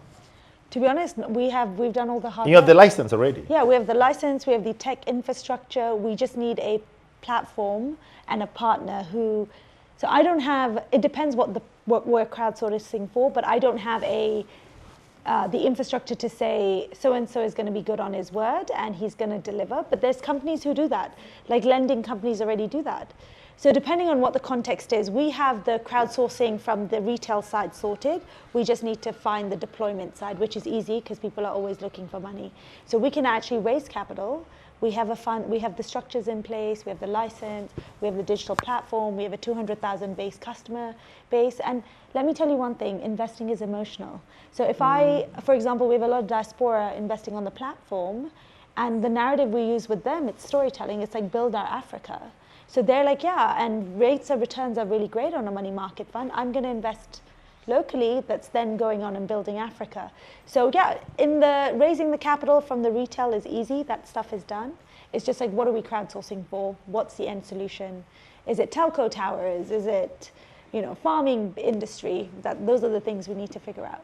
And if I might say, there's already quite a lot of people that are working on this theme in specific areas. Yes. So you have at least one Kenyan I know working very high up in the archives in a museum in the UK and has been doing a lot of work on the African artifacts. I've also seen a film, I think it was about Kenyan artifacts in Germany, and discussing how they were completely disconnected as they were presented in the museum from how these things were meant to be used. They had cultural significance, and how they'd gone back to, I think, Muranga Nyeri to try and understand what were these used for, where did they come from. So it's not like there's a vacuum of people, like, with Emmanuel putting everything together, because we've nominated you, but there are many different people. Yeah, I was on a panel with a culturalist this week even, who, all of these people have pieces in the puzzle, but it's like putting it all together in a way that can be consumed by those who wish to know about it. And I agree, and I think, Emmanuel, maybe that's your calling. Maybe coming to this show is for us to put you on the table. Because one of my good friends, she's a social entrepreneur, maybe I would call her a social entrepreneur. She's been restoring libraries So she took Macmillan Library. Yeah. That's, Angie. Angie. Shiro. Angie Angie, Ashoka, yeah, Yes, the and, difference, and I went to visit Macmillan, It's- and I said, my God, This is amazing. Yeah. what the heck? Yeah. She takes newspapers. The day I was born, 1975, there's a newspaper. She has it there. Yeah. So if you want to give me my 50th, somebody that brought me the newspaper for the year I was born. So she has digitized that whole ecosystem. So you can find newspapers there of 1970, which were just lying there, believe it or not, in the archive. Yeah. So I think the content is there. The question is the goodwill, not the goodwill, the commercial conversation around how to do this. Yeah. You have the talent. Africa has the infrastructure. She has the connect. Okay, I can mobilize our ecosystem entrepreneurs because this can be a noble cause, right? Yeah. Because I see guys dying with billions of shillings in the bank, and I think it would have been even greater for them to leave part of that money into saying, I want to leave this money endowment fund to document Africa. Yeah. I think you'd live longer in other people's minds if you left that kind of legacy behind. So why don't we use that opportunity to sort of use this moment about our storytelling about Africa to say, we're going to start documenting African stories. Because there's a lot to do. Yeah. There's a lot of information. The question is, who has the motivation to put it together? Yeah. Emmanuel. Emmanuel has the motivation to put it together. guys You look talking about shocked. somebody- With that no, heart. no, With we're that giving heart. it about Assignment. somebody who's not here. And you say Jambo. You see Emmanuel Jambo. Yeah, so Jambo is Jambo. African. It's So African. Jambo is a great. Jambo, welcome. I Jambo. accept the challenge 100%. I would love to, and it's gonna happen definitely. Like like you said, with the help, you guys here, course. a bunch of other people. I have a lot of friends in the industry who been doing that or who could help. And we have to like even take it further by, creating platforms like galleries, museums, things like that. It helps to to spread the word and to to let people know what's happening. Where people could go view this thing at movies, at movie theaters, or or even proper place where some of these things could be turned to like play. So probably the only person know about this was Anne. I told her about some things that I've been wanting to do is school, art school and gallery, stage, So there's other plans that I'm still working on it that will help support what we said we will do. Yeah. So you're taking this challenge on. Yeah, Because definitely. she said, Ada said, she's got the connect to people who have that information about Africa, artifacts or whatever. Is that I mean, correct? some of it, yes. Some of it. But that it is a big puzzle to put together, but you Yeah. have to start somewhere, don't you? Yeah, So I think even- somebody has to start somewhere. Yeah. And we have a lot of people who are still alive who could tell stories. Yeah. I think we just need to act on it quickly because we keep losing. A lot of these guys. I live it. They're dying. Yeah, they're yeah, living yeah, with all this they're dying, information. Is that correct? So why don't we do something about it? Because today you have technology, you have capacity to be able, you have even AI to be able to help you recreate a lot of stuff. Is that correct? So I think it's a great opportunity. And it's also a monetizable opportunity, but also not also monetizable. It's also something that if we are not careful, we'll have nothing to fall back to because our information is not well Documented. articulated Yeah. or documented. Is that correct? And I think it also starts with the conversation we're having now. It takes a lot of courage for many entrepreneurs to come to this show. You just said, Mike, I'm coming. And Luke, I'll come.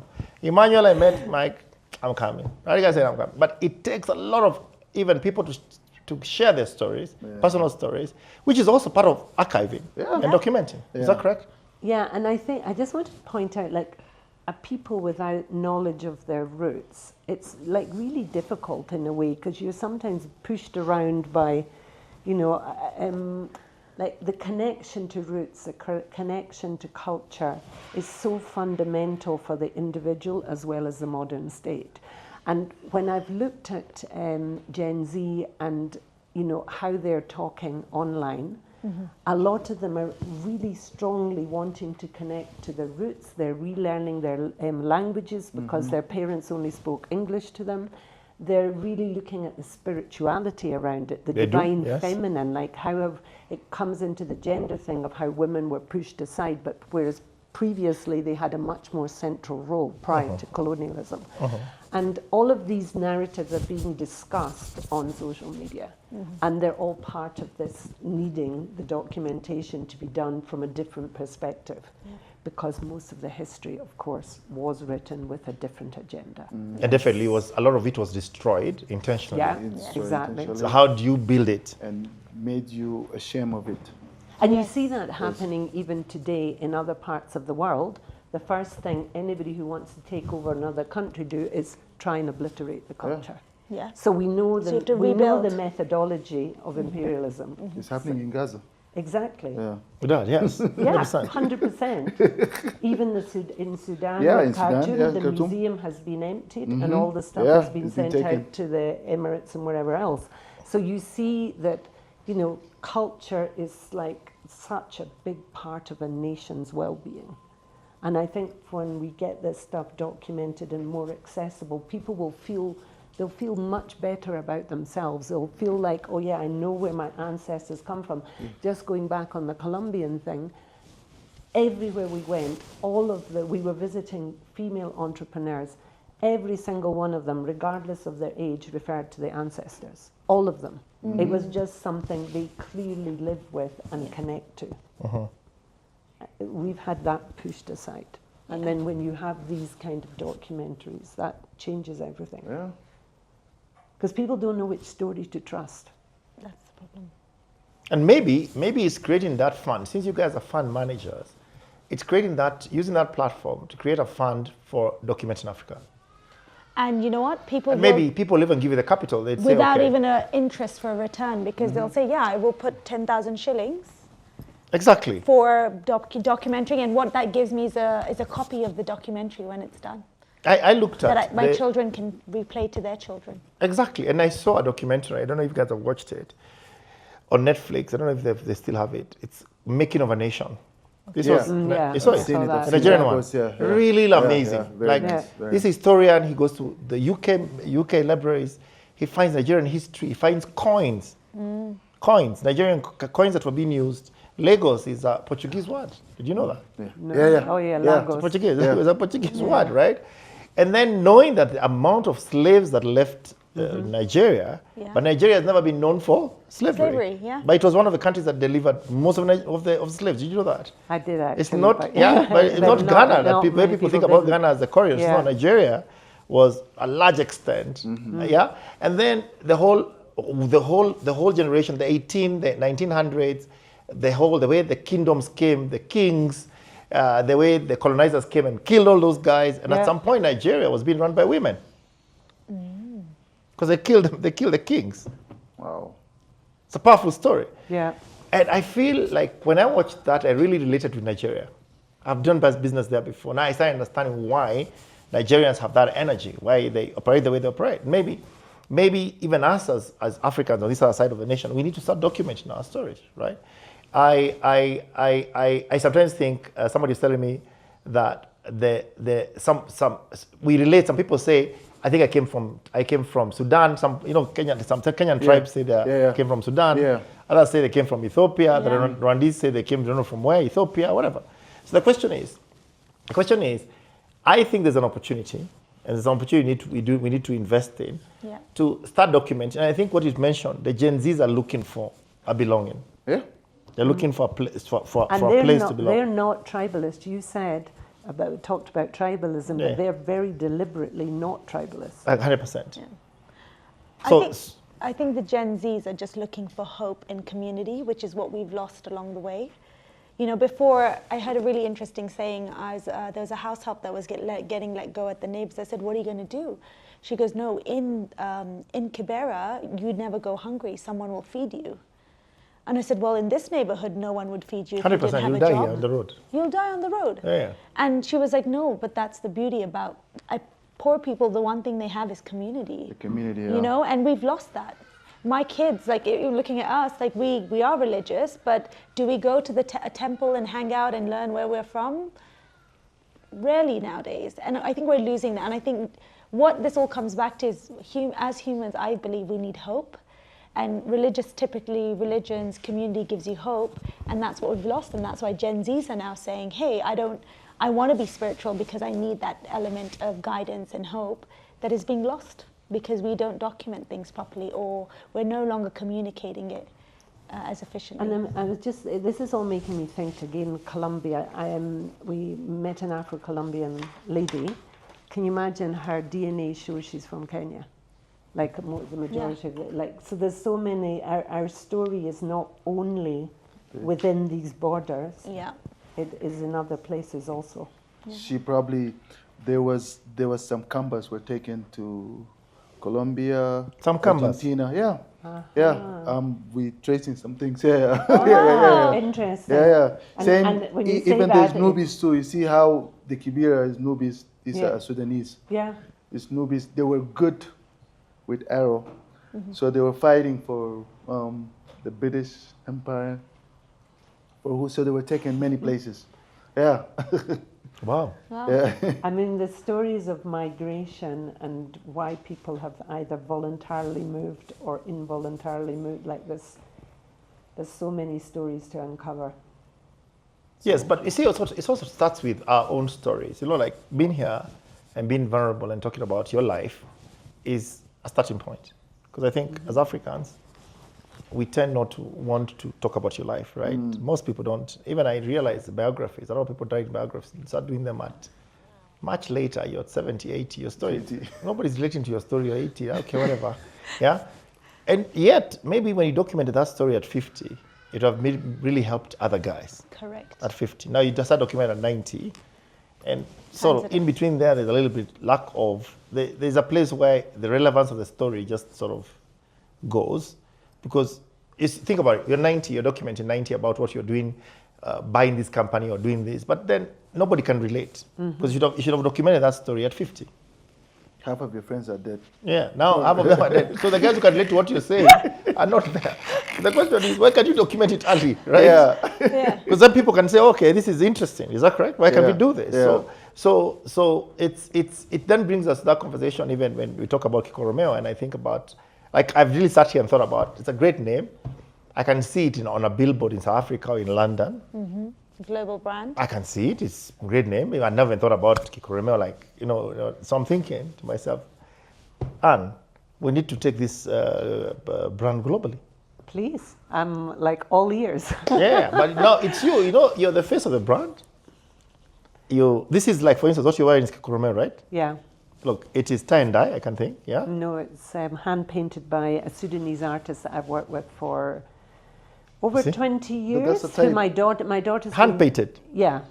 So my daughter's been. But it's khaki, right? Designing. How do you mean khaki? No, it's the material? Cotton. It's cotton, just cotton drill, and it's hand painted. You see? Yeah. Now look, Emmanuel is wearing African-based Adidas. Is this African print? This is African print. Nike. Yeah, Nike, sorry. Yeah. But this one is more of a handmade. And your shirt as well. And this one handmade. What do you mean this is handmade? First of all, it's all made in Africa. The fabric made in Africa. Okay. Yeah. You see? So again, it's a story. Look, so this you get from Nike shop. This one I got it from Nike shop, yeah. But is it like a retail product, like massive retail product, or is it like I got it through limited my release? Friend who was playing for the NBA at that time, so I'm not sure, but we need to meet your friends. Yeah. I want to chip in here. And he has African friends who can help fund this. Yeah. He has African friends, to be honest, who can help fund this, who are billionaires. Yeah. Right? And maybe you need to put capital behind your talent and get all these guys globally, right, who are your friends. I'm your friend, we'll co-fund it. Yeah.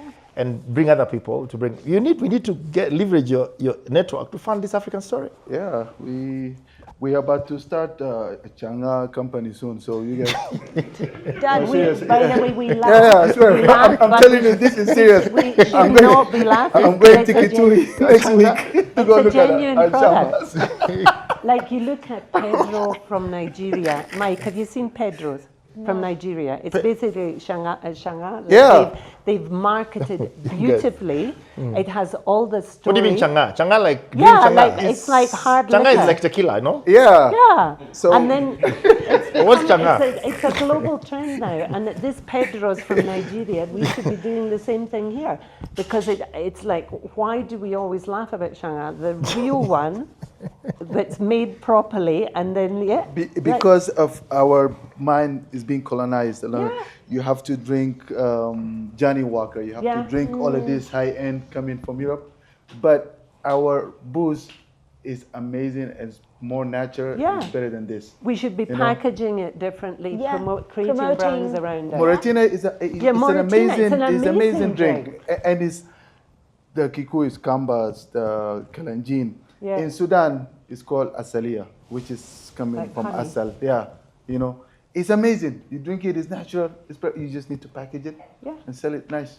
Let me tell you, Yeah. when I used to put on a Fitbit, Going for you, my Changa Yeah, company. come. no, We'll changa to we can sell fundraise. changa. We can fundraise a Martina. Yeah. Let me tell you, when I used to put on a Fitbit, you know, at the time Fitbit Yes, was they popular. were trending. So I used to record my sleeping patterns, and I find that every 2 hours you're up.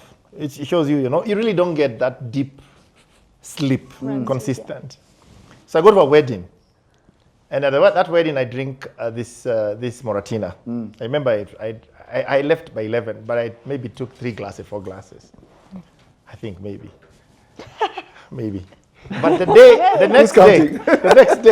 next day, I checked my Fitbit. Speaking of It's the first time my Fitbit showed consistent line like this of serious? sleep. There you go. We've got the sales I was pitch. shocked. Yeah. So Moratina The also marketing helped sounds me good. sleep. Yeah. I slept. I'm telling you, Should it do a was like study. this. Choo-choo. I Nice. said, eh? You woke up fresh. Fresh. So I asked myself this thing.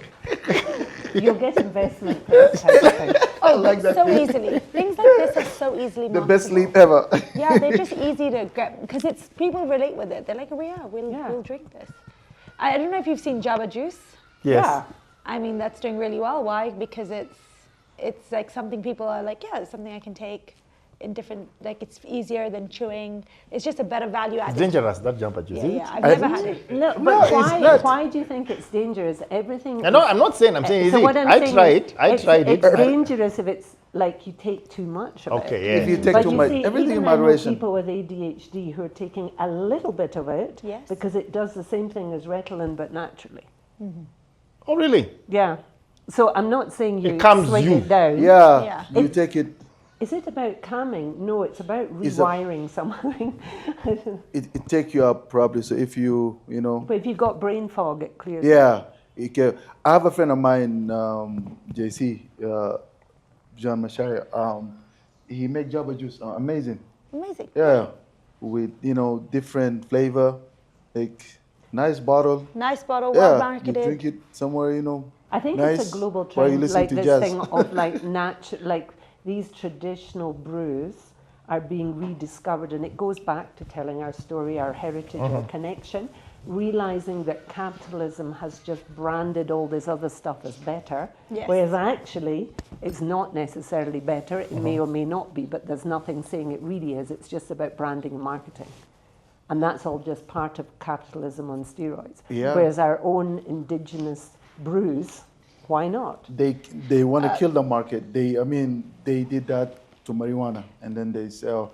Then later on, they're like, it's medicinal. It's CBD. good for you. Yeah. This.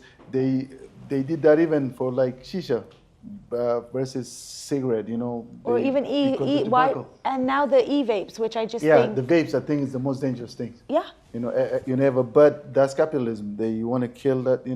They want to sell their own product. And they have the money behind their story. So Correct. this goes back to telling our own stories, and where's the money that supports telling our own stories? And the And only what's other the one I most want to. dangerous thing? Coca-Cola, sugar. Yeah. Sugar is worse than than cocaine. Coke. It's worse than it, but it's being sold everywhere. It's been because they're making money out of it. And I just wanted to add another example. Turmeric lattes. We have all been drinking that since childhood. Golden milk, right? Golden milk from Even in my personal trainer was telling me, even he's Kikuyu, even in his shags, you get ashwagandha, you get all of these things. Kenyan traditional herbs are now just marketed as like something of the new age, but really they're just from our culture. We've been drinking it since we were young. We just don't know the value of it. But we are at that that age where we have to be intentional. Age means, there's a moment you get, I think, I know I'm not yet there, where you get older and you realize, whatever, I never did it, so somebody else is going to do it. We're still in the point where you can wake up in the morning and decide on a big vision and still implement the big vision. So I'm in my 60s now, but I've realized that... You? Yeah. You see, I don't give that impression, right? I'm not like... So I've got a whole new thing in my head. People may think I'm mad, but with modern technology in terms of medicine, we're definitely going to be living longer. 100%. When you now get into all of this other alternative medicine or, the healing work I do or stuff, I've now just put it in my head, I'll live to 130. I mean, who knows how long we're going to live? Why is 90 the benchmark anymore? So I realized if I was thinking I'm only going to live to 90 like my relatives, then I'm not going to do big projects anymore. So if I put in my head that I'm living way past the 100, then I start new projects. So I'm kind of cheating myself in a way, maybe not. But it's just about if I'm in perfect health, why do I have to feel like I have to slow down? The answer is I don't. So I'm actually speeding up again. I love that. I've left you gobsmacked. Do I sound completely crazy? No, I think it's great because I also turned, when I turned 50 this year, I just told myself, Michael, I think you start feeling like the years ahead of you are less than what you've lived. So I meant, whatever you said, you turn 50, you realize maybe in 90, so you start realizing 40, Bump it up. or even you think you're going to turn 75, so you think you only got 25 years, but you lived 50 years. All of a sudden, I think you start realizing, oh my God, I need to do something big. I need something. What can I do that has significant impact, right? And without realizing, as you said, it's interesting. I'm going to cheat myself like that. I'm going to be 130, so then I have 70. Is it 80 years to live? That I have a lot to do, right? Maybe even you have then less. That's a problem. When you think you have 80 more years, then No, I just needed a bit more time because there's so many more things I want to do. Yeah. So today, I think today's challenge is great. I think out of this, one of the things I'm hoping in all our episodes, we come out with one realization, something we can do. So there must be somebody there who's been thinking about history. There must be guys. You're thinking about history, so you have to also think, what can you do in that journey? I am. That's why I'm here. That's why I'm challenging you. Yourself are passionate about it. Yeah, because today I consume my mind. When I watch something, I don't want to consume my mind with some even movies. I struggle to watch a movie funny, it's stupid maybe. I struggle to watch a movie that is fictitious. Like I ask myself, why am I already in my mind with this stuff? Like I need to empty my mind this stuff. I need to always I need to get stuff in my brain, on my mind that's feeding my mind. So when I watch like a fiction movie or a horror movie, which I don't, it's like I feel like it's not helping, it's not creating value in me. Yeah. I don't know is it crazy? No, it's same for me. I don't go on social media for that particular reason. Why am I consuming things that are not making me grow? You can do that traditionally through a book where your mind is more relaxed. You're reading a documentary, you're watching a documentary on Netflix. But social media, and that's what I think, my kids are not going on social media to a very late stage because I just feel like it pumps all this incorrect information or different value systems to your children. What's the point? But then when it's interesting. When I then started when I've been looking for content, to consume content, and I find that history. Finally, I've learned what I call history. I like history, but I find then I start looking for African history. I find African history is not documented. Yeah. You can go Scottish history there. Europe, you can go talk about Rome. You can listen to stories about Rome. You can listen to even Hitler is so well documented, man. It's like you go to YouTube, it's not you even in touch Hitler, school. you find the next day you've got... Yeah, it's not in the school, education, on the it's not in school. curriculum. It's not. African history is not in the school. Geography, African geography, barely there. Yes, There's a lot of work to be done. It's a lot of work, but then I think we are saying that is an opportunity to document these African stories with passionate people. Okay, I remember, you know, Mohammed Amin, who died on the Ethiopian plane crash. Yeah. His son is my friend, Amin. Yeah, Amin, know him. and he had a very big archive there in Riverside Drive. Yeah. I don't know, I've seen some development coming there now. I think that was a family home. And he had massive archive. I think they've now sort of digitized it or something. I saw something about that. They've digitized it. And Africa 24. Sorry? Africa 24. Africa 24, they documented Right. it. But you think about the amount of information that is there, but also the kind of people. You have the lens. Mohamed Amin also had the lens. He talked about, he did a lot of great conversations about Africa. Think about even the issue of Ethiopia and the hunger. He was part of the people who drew that campaign, right? So the conversation around today with the digital infrastructure available is a lot we can achieve. Okay, so and coming back to our stories, what do you think? Why do you think? Why are we scared as we now move into conclusion? Why do you think we are scared about documenting our stories? Why are we scared about documenting our stories? Like Anne McCreath, Kiko Romeo's story, is it well documented? Do you think your story is well documented? I mean, so I'd say it's about to be, in the sense that I've kept the archives of what I've done. So it now needs to be formatted in a place that it's accessible to others, because some of it I've taught through the curriculums I've designed, but now it's not just out there. And yes, it needs to be out there. There needs to be a lot more published from the continent in general. And as you were talking about Emmanuel and his lens and Mohammed Amin, I was also thinking, and the women's voice in documenting things, because the perspective is also different. And obviously my experience living initially as a foreigner in Kenya, I've been here, 32 years now, so it's a long time, but nevertheless, I'm not indigenous Kenyan. And so all of these different voices contribute to an understanding of what the modern country is. But no, in answer, short answer, I have the material, I haven't published yet. And a challenge accepted, because it does need to be published. And next to you is the person who can help you.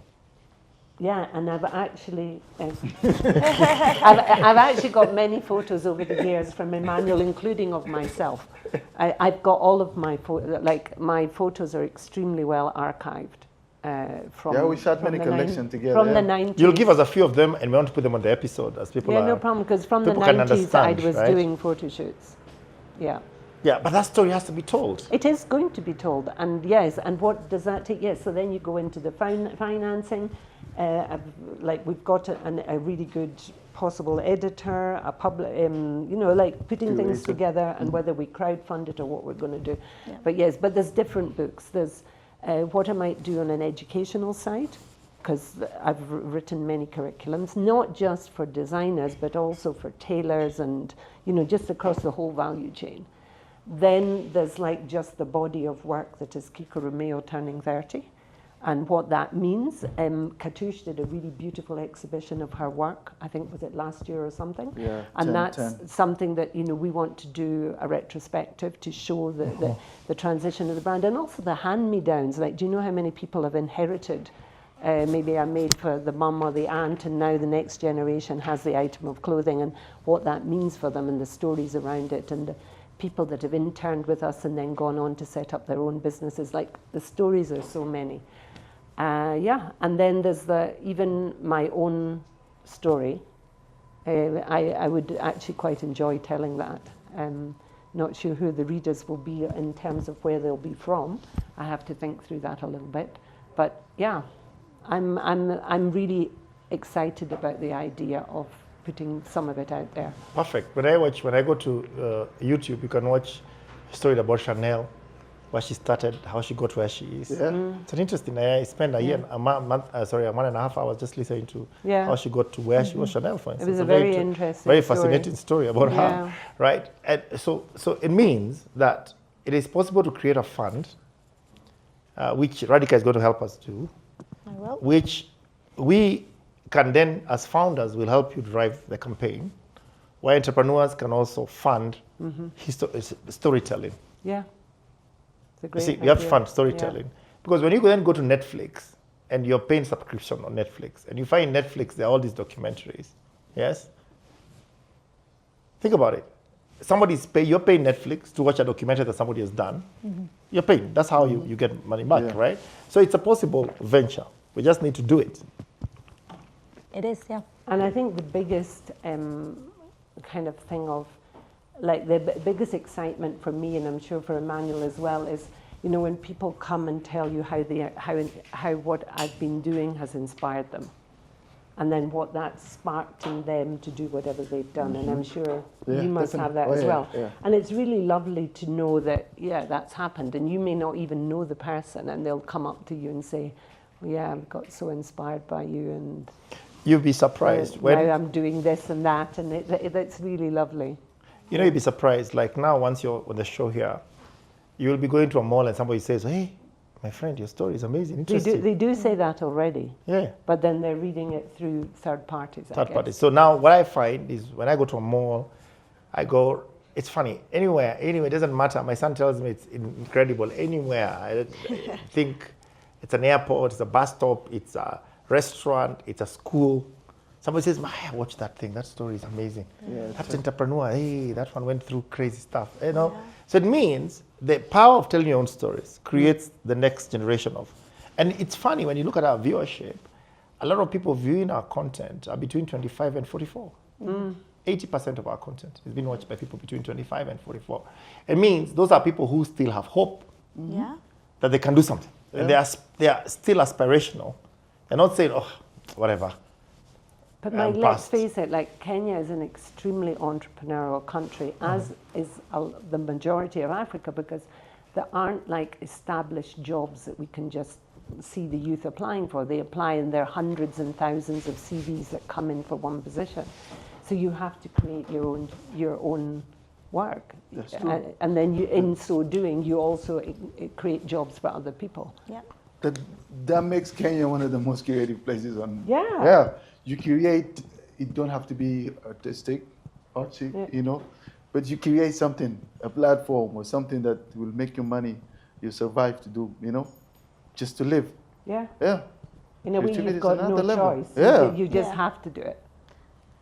So it's like, how do we make that easier for other people? But yeah, the jobs aren't there, so let's make more of them. Yeah. So it means that, so we are concluding by saying that we are in a privileged position to create history. Or not to create, to document To history. document. Yeah. And we? Yeah. To retell it the right way. Yeah. The right way, is that Yeah. correct? So, In our own way. Our own and we've got the narrative. capital from Radhika. She's going to make sure we get the capital to do Yep. so. Is that correct? And I also think philanthropic capital, even CSR capital, thinking about a financial institution, a bank, for instance. Why wouldn't a bank write a story about the history of money in Africa? How did we trade? A 'Cause- bank can fund that, right? Yeah. Yeah. Rather than putting some CSR in some silly golf things, right? Why don't they By the agree? way. Can we fund a real conversation about capital? Yeah. Is that correct? Because capital. How can we fund capital? How are the first merchants? Okay. How did we trade? For instance, I was talking to Emmanuel about Oman. I just the other day met somebody from Oman, and they gave me such an interesting story. I never really thought about Oman. Like, you know, Oman is 45 minutes from Tanzania, from Zanzibar. Did you know that? Yeah. 45 I did not minutes know flight Wow. I did not from know Zanzibar. that. Oman. And you can go by boat too. And you can go by boat. A small Oman. boat, very small boat, yeah. And one hour something to Oman? to To Dubai, and 1.5 hours to Qatar. Yeah. Did you ever know Oman? In Oman, there are a lot of Africans also, Swahili people. They speak Swahili, yeah. I never thought Guys about who it. move Just back. think about it. I Yeah, never thought about but now that I Oman. look at the map, I'm like, oh yeah, it is quite close. It's quite close, but it's 45 minutes. That's what you're saying. But then Oman, then Emmanuel told me he just was hanging around in Dubai or something or wherever. he Yeah, I was was hanging shooting about. a wedding in Dubai. And you went to Oman. Then Okay. Habida saw my post and then she hit me up. She's like, you know, I'm in Muscat. It's just very close. Just come by, chill, with us. I'm like, I was just going to chill in Dubai for 2 weeks after I finished the wedding. So I flew to Muscat, and it was you just. loved it, didn't I you? loved it. It's much. Yeah, they very. A lot of them who came back from Mombasa, from Zanzibar. I saw some old guys, they're chilling, dancing to Alikiba music. So I said, yeah, I was told these guys, you know, they always come here, Diamond, Alikiba. And I heard like Macondo Festival, there was a panel that was talking about the ocean, the Indian Ocean cultures. And there's a researcher, I think he's doing a lot of work in Lamu, and he was talking about really old manuscripts, Quran, from in Mombasa, but that how a lot of them are now in Oman. So there's a very strong connection between the coast and Oman. Yeah, I mean, Zanzibar, the Sultan of Oman is the Sultan of Zanzibar. I mean, this and is then a they whole came to chapter Lamu. in Yeah, your book. yeah. It is. This whole chapter in in your the book, yeah. documentary. I want to come and research that one. I worked with Lamu County for a couple of years, and I found so many the connection, and that's why, like now, when you say a Swahili building in Lamu or Mombasa, that was all inspired by buildings in Oman. by Oman, Yeah, by yes. Muscat. See, it's the same thing, it's the same people. You ever think about it? Yeah. No, finally, when you told me about it, I'm even thinking this Christmas I go to Oman. Look how rich our country is. It is. It's, It is. It's a very rich. But then I think, in terms of, as we close, what's one thing you could take away from today's conversation? And as an entrepreneur showing up, we call it people, and people like you guys who show up in a show like this, we call it gladiators, who accept to come to the arena and share their stories.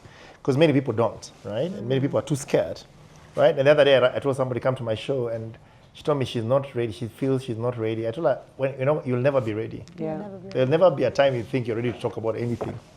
You just have to step up. And so what is one reflection? What is your closing reflection position in terms of this whole thing about sharing our stories? And what would you like the audience to hold you accountable to? Well, if I speak for myself, you know, this being in the making, it's always been there. So I'm very passionate about it. I would just thank you guys for, you know, the free diesel, the free fuel that is gonna free diesel create more fire in me just to go back. So I'm just taking it as a challenge to start as soon as possible, you know, to document more African stories, more, you know, more Kenyan stories, more Sudanese stories, more Ugandan, Tanzania. So that's all I'm taking with me, that fire that I have to, you know. To do something. I have to start as soon as possible. Yeah. Yes. And I'd love to see one day, we have 10 years a from now, team. just see produced by Emmanuel Jambo. It'll be like, so I'll be like, 10 wow. months, not even 10 years. 10 months. Yeah. Good. Yeah. Just find a theme and you run. Is that correct? You find a theme and you run. I remember, Emmanuel, I told you I'm going to start this podcast. Yeah, and I everything. remember very well. Yeah. I just looked at me and said, what? Okay. We're doing it. Now it's here. And the only sacrifice, think about it, is just sleep on a Friday night, just choose to sleep in. Yeah. And on Saturday, you have the energy to be here. That's the only sacrifice I've made to be here. Just sleep on a Friday, to have enough energy to do this on a And Saturday. it re-energizes And because you that's have it. interesting And conversations. then all of a sudden I find, wow, you have a lot of content. Then you start enjoying it. Then you create a movement. Yeah. Before you said, the realize impact- it, you have a beautiful, platform. beautiful. And then before you have a platform, you realize, oh my God, you're telling people. Then you realize that you have time. The question is what you do with your time. Yeah. That time is there, trust me. The This question could is, be what do this you on choose to do with your social time? media right now. Yeah. Yeah, Live. you could have been on Instagram Today, just from... if we think about today, we think about between the time you left home and now, and you had stayed home, you'd have just been lazing around. Yeah. But you've done something. You've moved the needle. Exactly, you move something forward, right? So Radhika, for you, what is your take? I'm happy that we are holding Emmanuel accountable Yes, to this yeah. conversation, and that he's going to document Gladiators. we are gladiators, Pan-African, exactly. Okay. Yeah. Radhika, for you, what's your So one thing I want to say is actually something that Anne said that was really powerful is that sometimes life knocks you off course and you start to think small. So I'm going to take that away, and I hope the audience takes it away to remember that we need to dream big. And as long as you put your mind to it, you can achieve those big goals. And to be honest, what I've learned, it takes a village to raise children, and it takes a village to build businesses.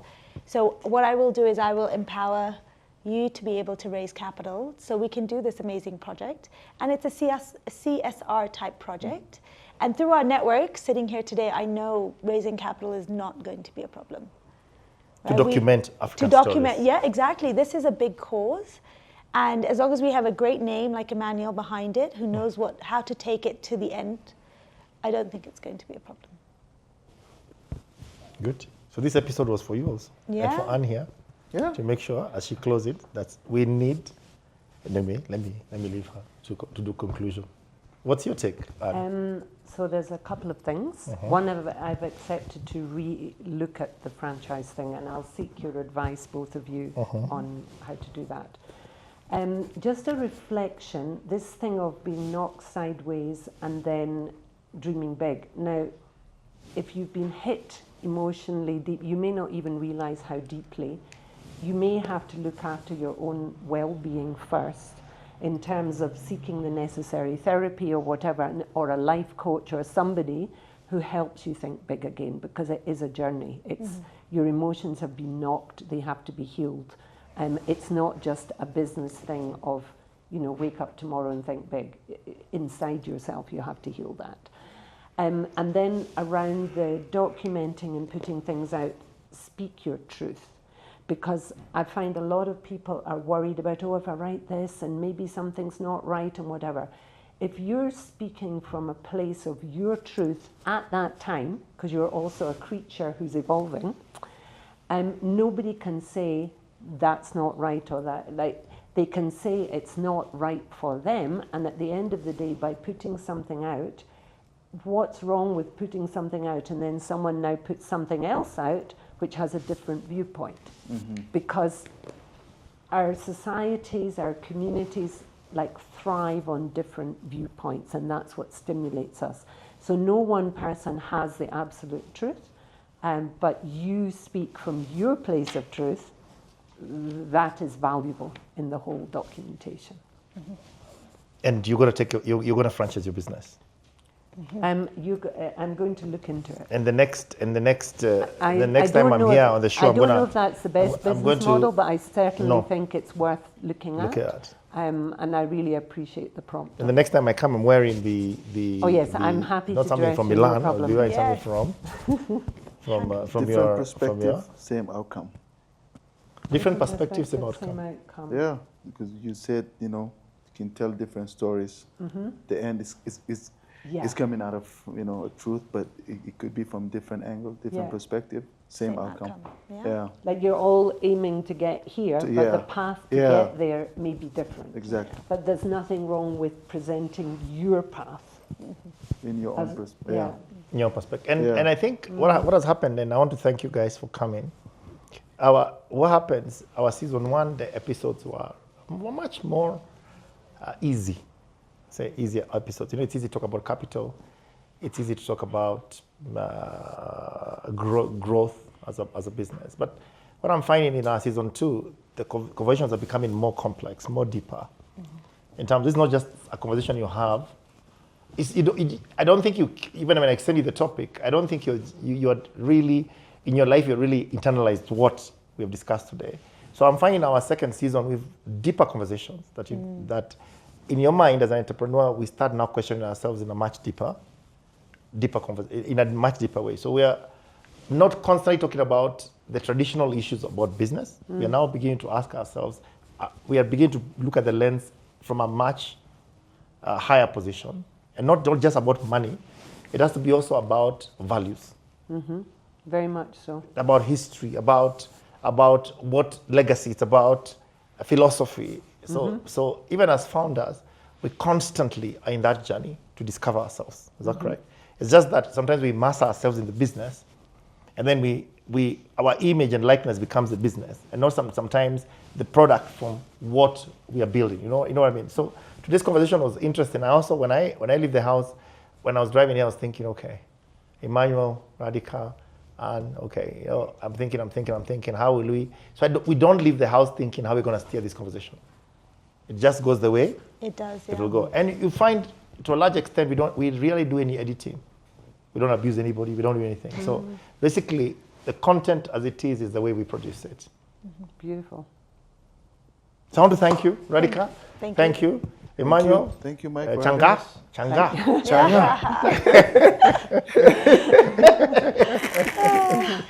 Hey, that's a version of tequila, I guess. and Anne, thanks you guys for coming. And I'll thank the audience for the feedback you guys give us. It's always great to get feedback from you guys. And I know we're getting lots of recommendations of people who want to feature in our show. Please just go to our website, FoundersBattlefield.org, and look for open episodes, and you can then apply and give reasons why you feel you are the right person to be in our show, because we value the people we bring to our show, because it's through our stories that we can transform a continent. Thanks for watching, and let's meet in episode 4. Thank you.